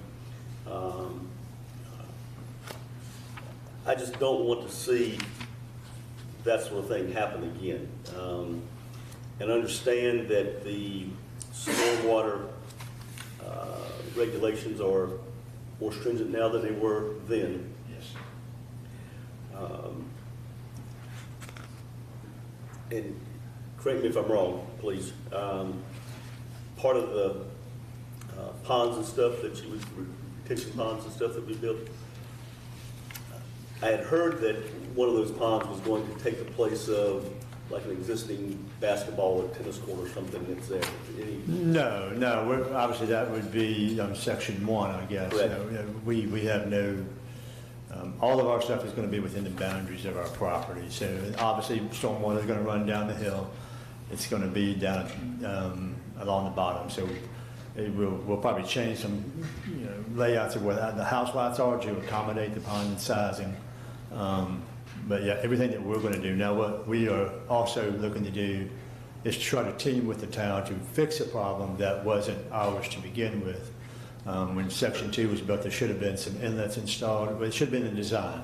It was never in the design. I've designed hundreds of miles of roads, internal subdivision streets with inlets and stuff like that for stormwater conveyance.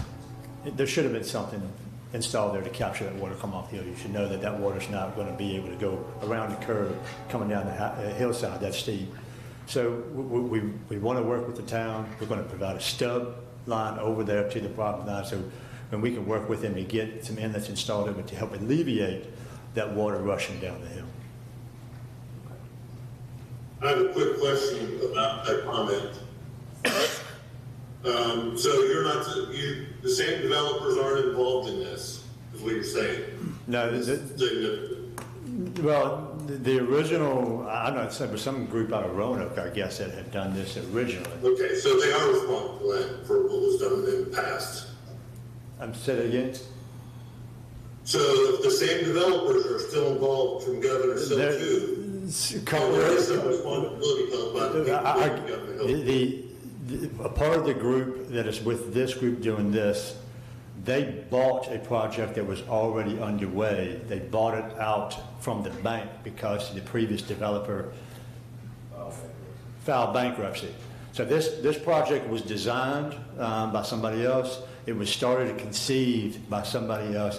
Plans were approved based upon those original designs that this developer had nothing to do with. So they bought this from the bank out of bankruptcy, but the previous developer went under. And then they were required to build what was on the plans that were approved, I guess the town and county or whoever did the review at that time. And I guess that was all within the city of Bedford. That so, but they're still the same builders that built this. The same builders are building this next section that built this one, correct? I guess they built some of the houses or all of it? They built some of the houses. And did they finish everything they were supposed to finish in the first one? And it's part of the town's responsibility if they didn't. Well, I'm assuming, I'm not sure how that process worked out. I guess, I don't know if Mary... Did they finish sidewalks? Say that again? Sidewalks? Yeah, you've been there. Are the sidewalks finished? I believe everything that's was required on the plans has been installed. On the corner where you enter the new section that you're talking about going, are there sidewalks there? Around there? I'm not sure what was on the... I wasn't involved. I haven't even seen the design plans of the original development. We did... Look, I mean, I'm not trying to argue, but you sure, yeah. 50 times that. And right on the corner where they enter the section, there's no sidewalks. I'm not sure if they were on the design plan. For the two properties. It might not have been on the design. I don't know what was on the design plan. Well, I think they were required to build sidewalks, if I remember right, but the town didn't hold them accountable for not doing it. Okay, that's all I had. That stub, I think, was a little different. I think originally it was a semi-cul-de-sac, and then they modified it. Does that? We were told by Wayne Hill and the property owner there at the time not to put that sidewalk. So Wayne Hill is the one who, I guess, was coordinating the work that was being done in the field. He instructed the developer not to build that on that corner. All our bonds were released fully from the. We didn't believe our bond release. Yeah, because, I mean, obviously this stuff was bonded, and in order to get the bonds released, it had to be inspected and approved by the city of Bedford at that point in time. Well, that's why I said that the town was responsible. They paid the bond back without the work being finished. I wasn't a part of that. I'm not sure how that worked out.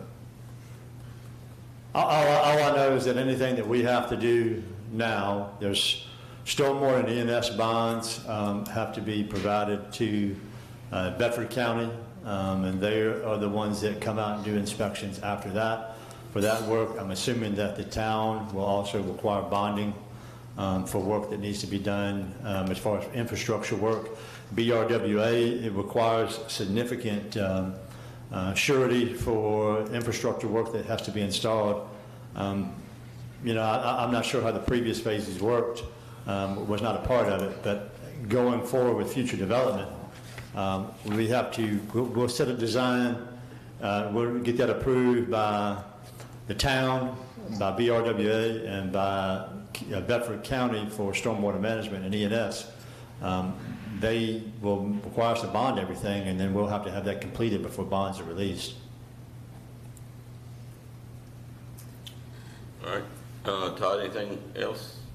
Any other comments right now? No, I just would say that past work shows what the future work will be like. All right. Well, I would have to make a comment to that because, you know, if the developer is building per the plan, and if they get instructions from city officials that don't worry about installing this last piece of sidewalk because it went to nowhere, that was an agreement between the developer and the government official. And then I'd also like to point out, as Mr. Allen has said, I've worked with him on several developments, large developments in the city of Lynchburg that are very high quality developments, and you know, obviously they create a good product. So I understand that there's an issue of taking over a project that you were not a part of the original design. A couple of the folks that are part of this development group took over a project that I believe was designed incorrectly, and you know that caused issue down the road. But that would not be the case here. Hey, just one more question. Sure. You had a lead with the church to try to acquire property with, and then another property owner was willing to sell. We had some folks up here today that offered other names, and I guess what I'm asking, would you be willing to keep council or Bart aware of where we are with those negotiations?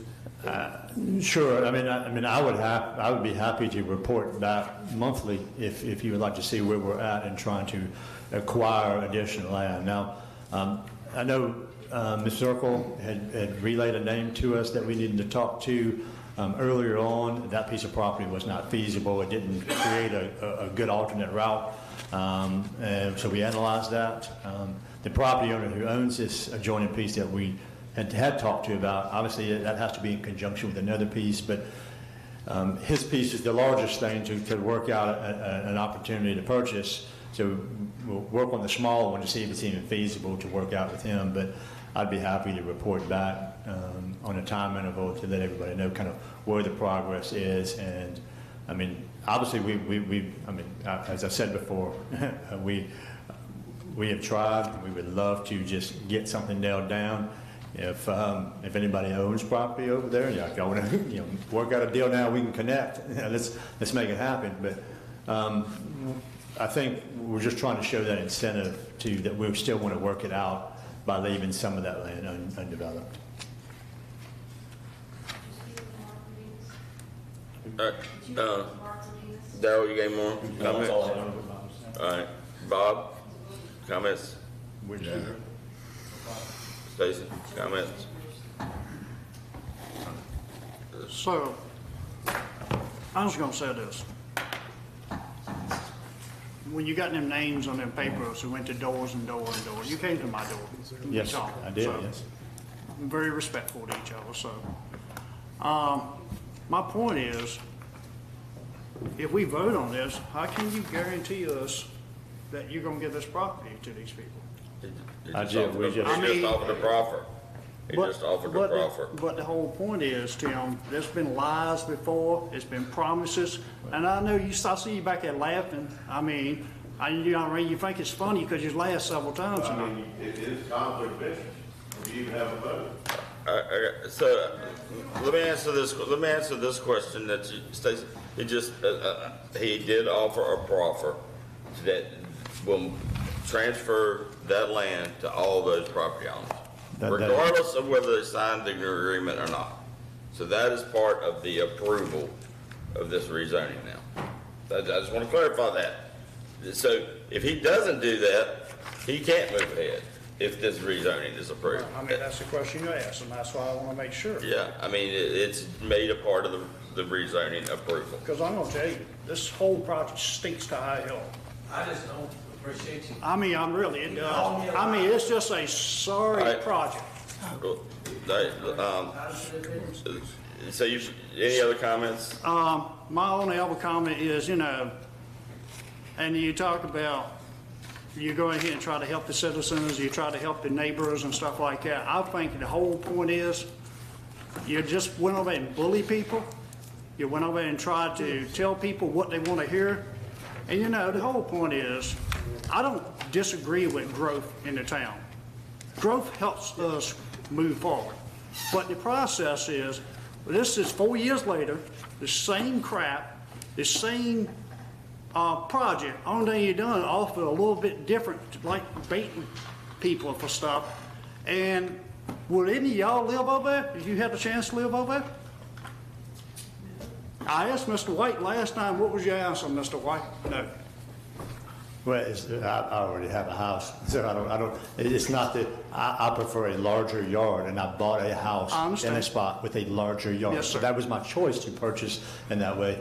If you're purchasing a house that is smaller lots, then, I mean, I'm assuming that there's going to be development beyond my neighborhood, and I hope that it's something that matches my existing development. That's what I hope. What I like to see, instead of voting on this, I didn't table this because, we asked you to try to see if you can get another exit. And then we can verify them other stuff like that. Y'all promised this 4 years ago, you still ain't got it done yet. Let me just back up with regards to secondary access. I know. We were not even attempting to bring a secondary access to this rezoning request at all. When we came to Planning Commission first, there was no attempt. We were not looking to do a secondary access. That we were going to stub to the property because that's a requirement that VDOT requires to stub over to undeveloped land. We got into discussing this because of somebody approaching me afterwards and said this might be another avenue for opportunity. So we explored that, and it's still something we're exploring. Our position when we bought this was we've got one access, and this is our only access. Now, I will say that we didn't go to the neighborhood to lure them with land to try to get them.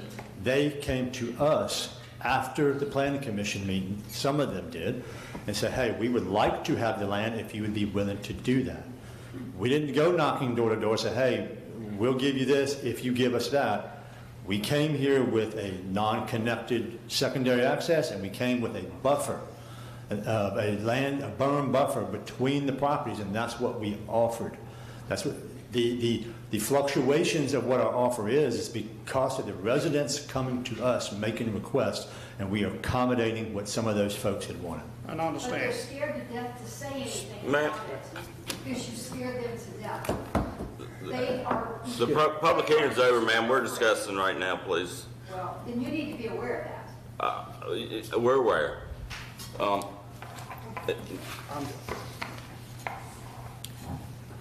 I've kind of talked to you about my thoughts, and what the developer said. I'm well aware of the different counties involved in that, but my point I was making is you did a good quality job there.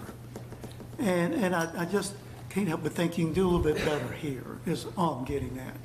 And the road, the additional road would just make all the difference in the world. And that's why I offered if we could give you I agree. a That few would be months. better. I know, but that's not an option. You want to get going on the by right. I understand that. So let me just kind of talk about how the process even worked in Cornerstone. What was presented in the rezoning request for Cornerstone didn't show a lot of the detail of everything that was going to happen in there. A lot of that was proffered conditions and limits and restrictions on the number of units and the type of units, and we had a preliminary road access. That stuff changed during the process within the constraints of the proffered conditions. So it's not like we went to City Council at that point in time with a super amount of detail. It was some colored sketches and some basic drawings of what they wanted to do in certain areas and the number of units. That's the same thing that we're looking to do here. We're proffering a certain number of units. We had submitted house styles and things like that they're looking to build in the neighborhood. We're looking to move forward with a project that, either way, it's still going to be a good project. So it's not a condition of, hey, we didn't give anybody an opportunity. It's explaining the facts of, hey, and again, we didn't approach anybody to try to get their signatures of approval or for them to support us. They came to us after we brought something there, and I think we're trying to accommodate as many as the folks in the neighborhood as possible, and that's what we're trying to do. Yeah, and I understand that, and I appreciate it. And I'm just making a comment there that I've seen your quality of work, and I think you'll do a good job. It's just that you've got to get, in my view, another entrance and to accommodate the crowded area that's already there. And I realized that when we were bringing 184 Max and building it out, it was, if we get this thing tied over, we're trying to show by leaving land undeveloped, proffering a max number that still makes us strive to continue. Yeah, and so, I mean, obviously it's a thing, obviously we can't predict what's going to happen, but what we would like to do is 165 with the idea that we could build more if we can get that as secondary access. Right. Okay, thank you.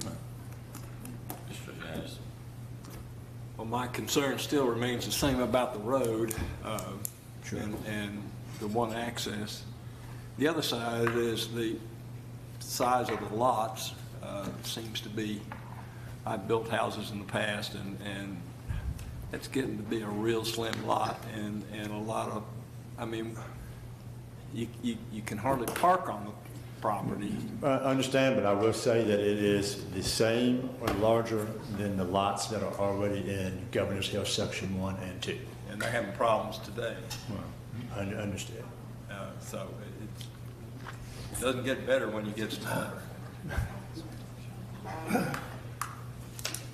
All right, I'll speak to a few things, obviously. Mayor, I have one more question. If I could ask a question. It'll be an event of somebody.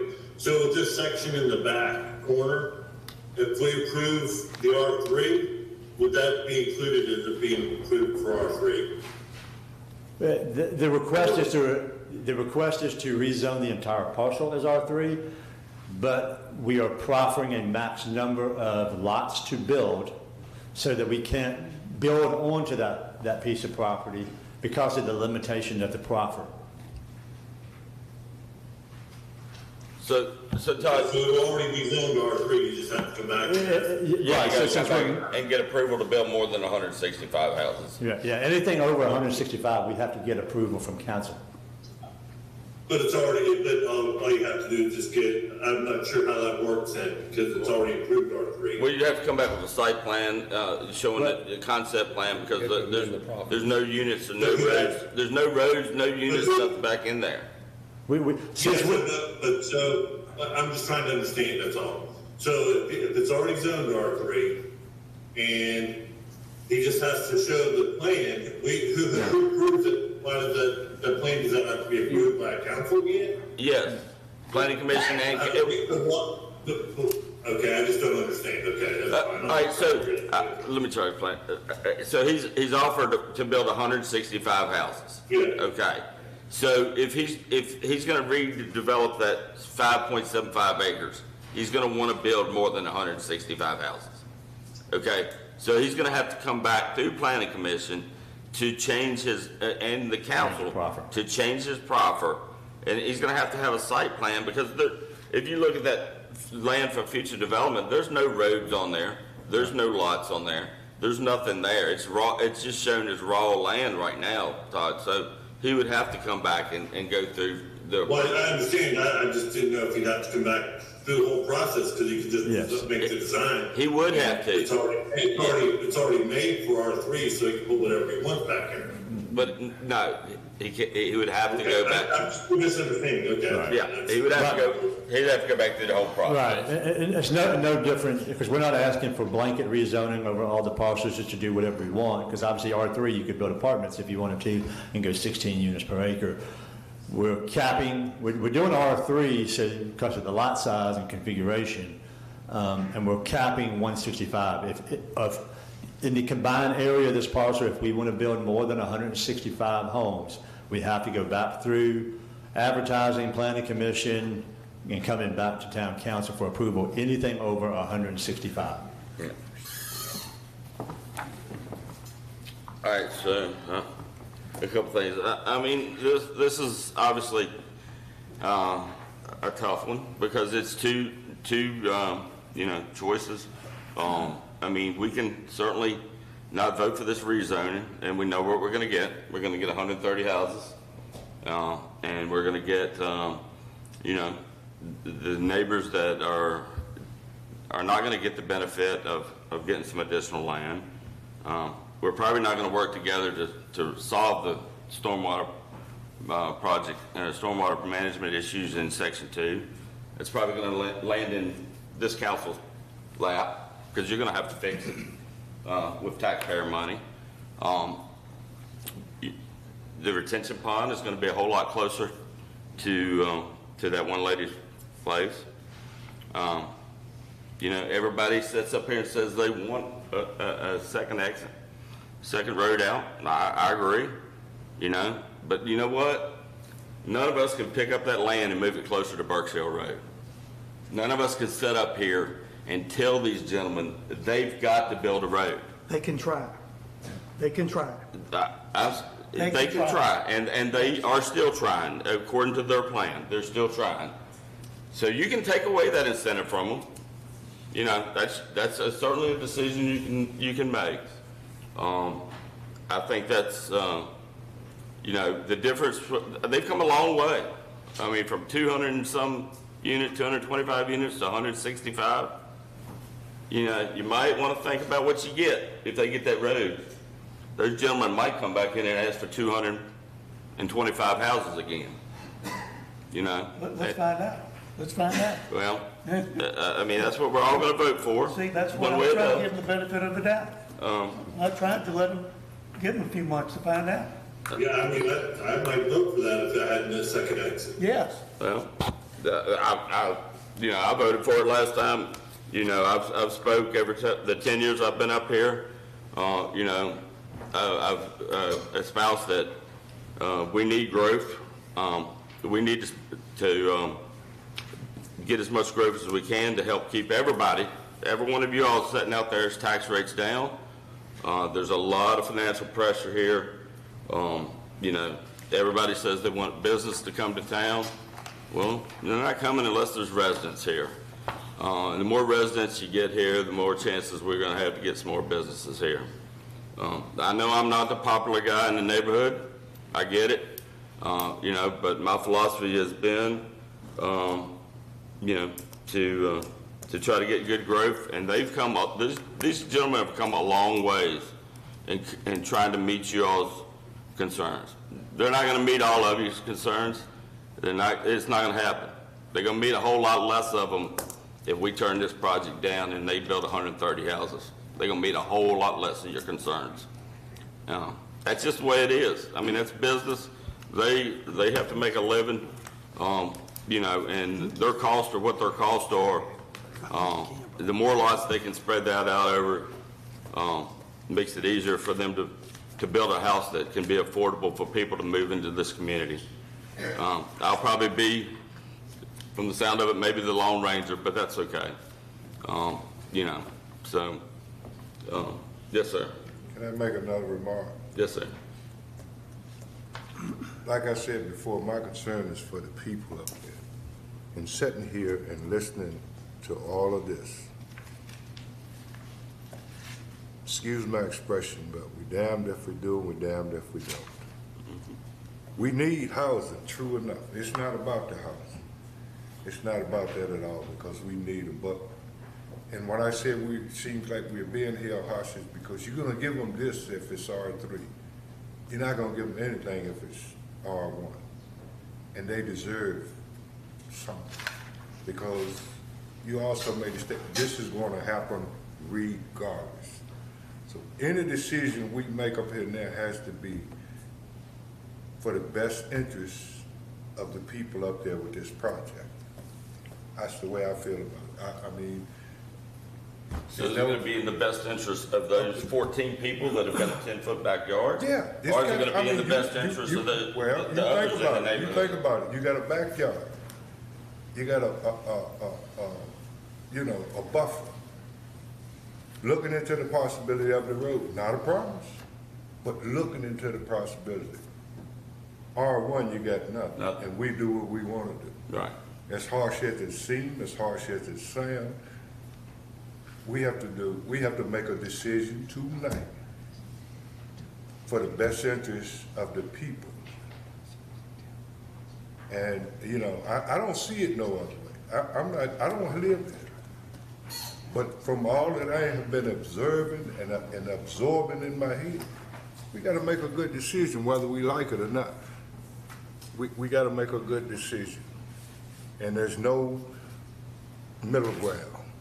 We tried to get a delay, we can't get that. And they're well within their rights. We can't, it's nothing that we can do to stop what they're gonna do. They're tired of waiting 4, 5, 6 years, they're tired of waiting, and they're gonna move on.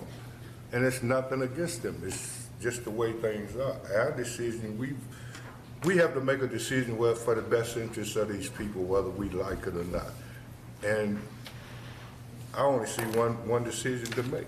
You don't have to make it, but there's only one decision to make where these people are going to end up getting something out of this. Otherwise, you spend all night for nothing.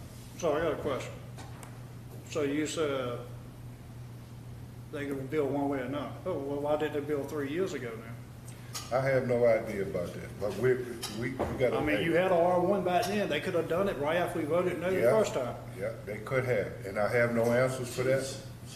I don't have any answers for that, but we are here now. We are here now. Right. So I mean, just- this is what we got to deal with right Mr. here Haley, now. Yes, sir. we were moving forward with our first section and doing 15 extension by right after our denial. And then we had discussions at BRWA, and there was issues with sewer capacity at that point in time. Sewer capacity issues were not resolved for a couple of years, so we sat and waited while those improvements were being made.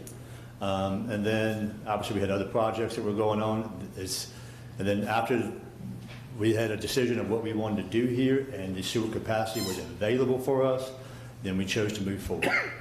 And you know how the reason those sewer capacity was increased and those improvements were made? Okay. Because this council gave the Bedford Regional Water Authority $2 million to spend at Town and Country subdivision to replace the sewer lines. That's why the capacity is increased. Yeah. You know, in support of growth in that area of the town. So anyway, if there's no more comments, then I'll make a motion. We approve the rezoning from R1 to R3. With all the accepted proffers? With all the accepted proffers. All the proffers. We have a second from Councilman Carson. Now, you're making a motion to approve it. Approve it, yes, sir. Okay. Make sure we understand that. So yes vote approves the rezoning from R1 to R3 with the accepted proffers. Roll call. Mr. Foreman, No. Mr. Stanley, No. Mr. Updike? Yes. Mr. Johannesson? No. Mr. Haley? No. Mr. Carson? Yes. And Mayor Black? Yes. Motion fails 4-3. Yes, motion fails 4-3. All right.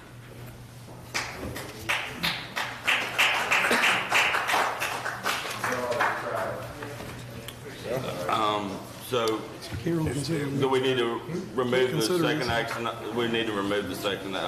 You can't. Yeah, there's no vote. on Subject to second. being All R3. right, yeah. All right, move to the third item, reappropriation of contribution to the Bedford Regional Water Authority.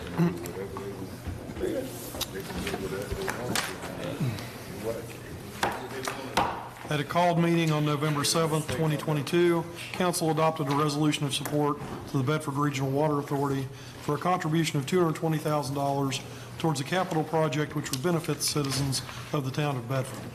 On December 13th, 2022, the adopted budget was amended to appropriate $220,000 from prior year reserves to an expenditure line item for the Bedford Regional Water Authority.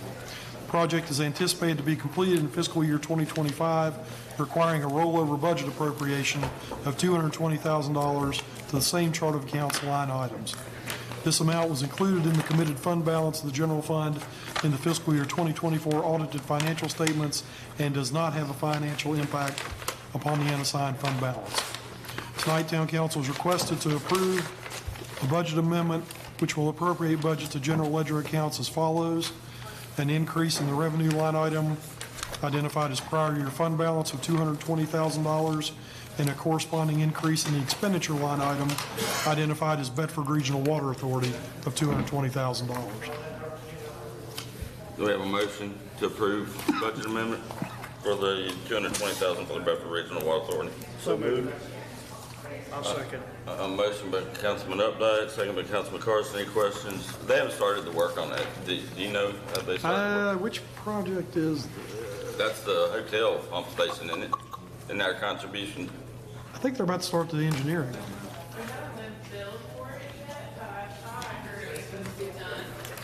Yeah, I'm sorry. I think it has been. It is. That is the pump station for the hotel project, correct? Yes, so it hasn't been completed yet that I've been told because we haven't received a bill, but they had told me around July that it was gonna be done very soon. Okay. So it may be done, we just haven't been billed yet. Okay. All right. Thanks, Ann. Thank you. Any other questions? Todd, any questions? Roll call. Mr. Haley? Aye. Mr. Foreman? Aye. Mr. Updike? Aye. Mr. Johannesson? Aye. Mr. Stanley? Aye. Mr. Carson? Aye. And Mayor Black? Aye. Motion carries with all members voting aye. All right. Next item, appropriation for transfer to the Economic Development Authority. Fiscal year 2025 adopted budget included a transfer to the Economic Development Authority in the amount of $180,000. The transfer was comprised of $160,000 towards the 0.5% prepared food and beverages meals tax collected for economic development purposes and $20,000 towards a community agency grant program. Based on the fiscal year 2024 audited revenue for meals tax, a transfer was completed to the EDA for $167,716.64.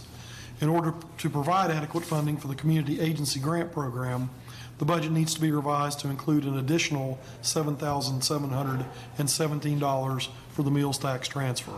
Tonight, Town Council is requested to approve a budget amendment which will appropriate budget to general ledger accounts as follows: an increase in the revenue line item of prior year fund balance, entitled prior year fund balance, $7,717, and a corresponding increase in the expenditure line item entitled transfer to EDA of $7,717. All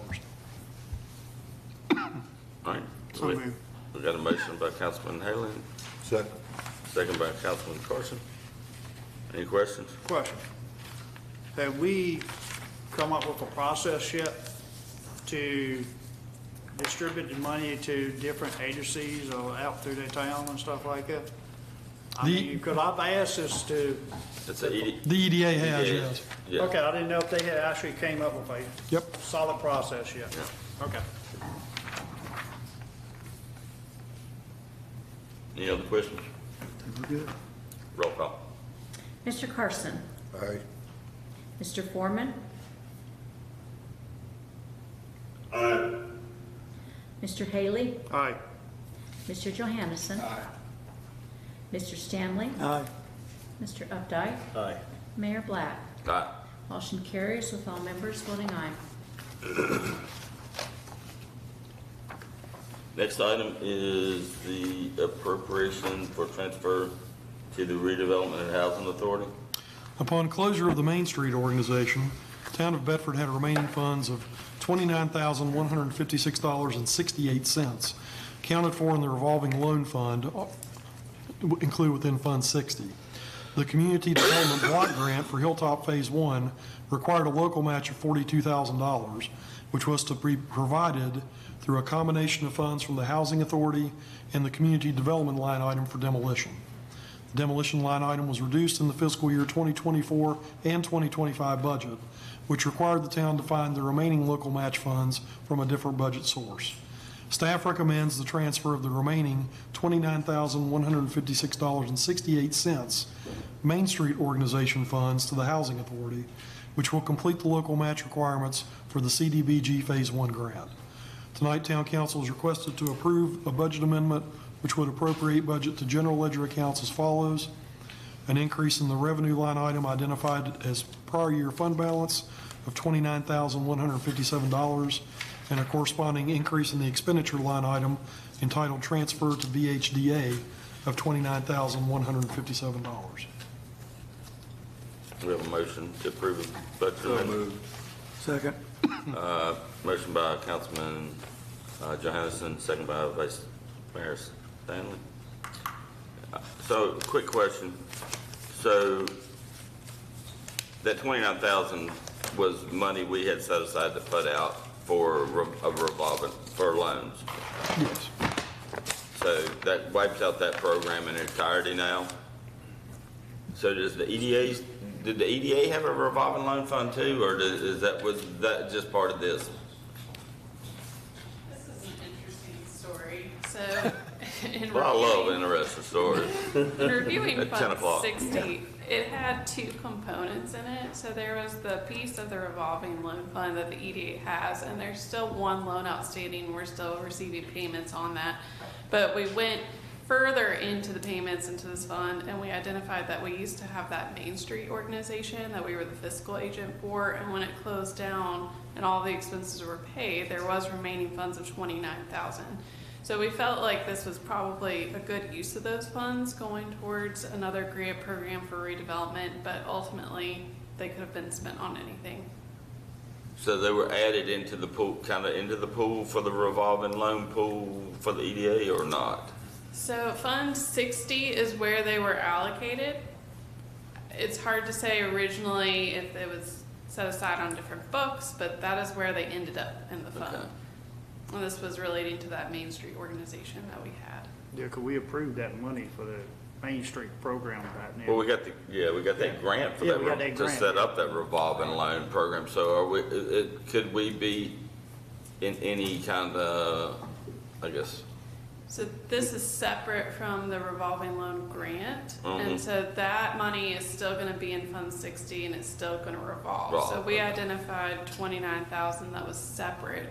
okay, all right, so we're not putting that, any kind of clawback on that grant for the revolving loan pool, or, okay, all I right. believe this is when we had, was it Bedford Main Street Organization? Yeah, we used to give them like, DHCD, Okay. or a grant. That's from. okay, all right. Roll call. We did have a motion, yeah. Mr. Updike? Aye. Mr. Haley? Aye. Mr. Carson? Aye. Mr. Stanley? Aye. Mr. Johansson? Aye. Mr. Foreman? Aye. Mayor Black? Aye. Motion carries with all members voting aye. We on the last We're almost thing. done. Can you make it? Yeah. All right, so the last item, well, we got, do you want to take a quick recess? It's not going to take you too. I mean, All right, you want to take, if we could take, we've been at it a long time, just take like a 5-minute recess. Take that. Pit stop, pit stop.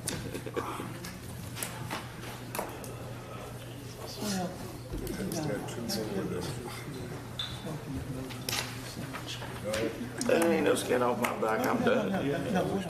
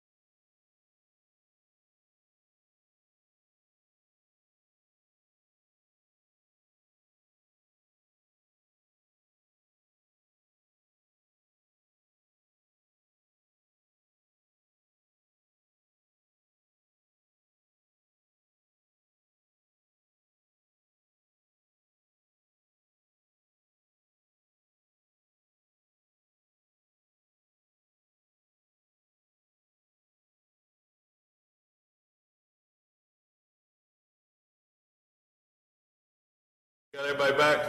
Everybody got but our yours. lawyer. Right, we don't need him. I hope not for these things. It's additional. All right, Yep. Bart, what we got next? Budget amendment for the electric utility rate study. Yeah, and don't forget, we still got a consent agenda item. Oh, I know. I got Okay. this. Yeah. Budget amendment for, on September 24, 2024, Town Council granted approval for the town manager to enter into contract negotiations with Raftelis as the successful proposer for the proposer of the request for proposals. The services provided will include analysis on revenue requirements of the utility and rate design. Rate study project timeline is approximately 4 to 6 months for completion. Contract was successfully completed with Raft Ellis effective on October 7, 2024. Budget amendment is required to move funding from the contingency line item to the consultant study item in the electric capital project fund. Tonight, Town Council is requested to approve the budget amendment, which will appropriate budget general ledger accounts as follows. An increase in the expenditure line item identified as contingency, $50,254, and an increase in the expenditure line item identified as consultant study of $50,254. All right, we have a motion to approve the electric utility rate study. So moved. Second. Motion by Councilman Haley, second by Councilman Updike. Any discussion? Any discussion? At least, came in a little less than I thought it might, so that was good. I think we were thinking maybe around the $60,000 number, so anyway, that's good. All right, roll call. Mr. Haley. Aye. Mr. Johannesson. Aye. Mr. Foreman. Aye. Mr. Carson. Aye. Mr. Stanley. Aye. Mr. Updike. Aye. Mayor Black. Aye. Motion carries with all members voting aye. And the last item is the item we added on for an appointment of a member to the Bedford Regional Water Authority. Vacancy exists on the Bedford Regional Water Authority Board of Directors. Mr. Steve Rush has expressed an interest in being appointed. Vacancy has been duly advertised in the local paper. No other citizens have volunteered to serve. Tonight, council is requested to appoint Mr. Steve Rush to serve on the Board of Directors of the Bedford Regional Water Authority, term to expire December 31, 2028. So moved. Motion by Councilman Haley, Second. second by our Vice Mayor Stanley. Any discussion? Do we have any more candidates? I think we got one more spot, don't we? Not on the water, No. not on the water authority. No, we don't have a vacancy on the board. Okay. Mr. Moldenauer's term will roll off in a year or Okay. two. Yeah, this is Mr. Mansell's turn, ends in December. So, any discussion? Nope. Let's put him on there. Put him on there.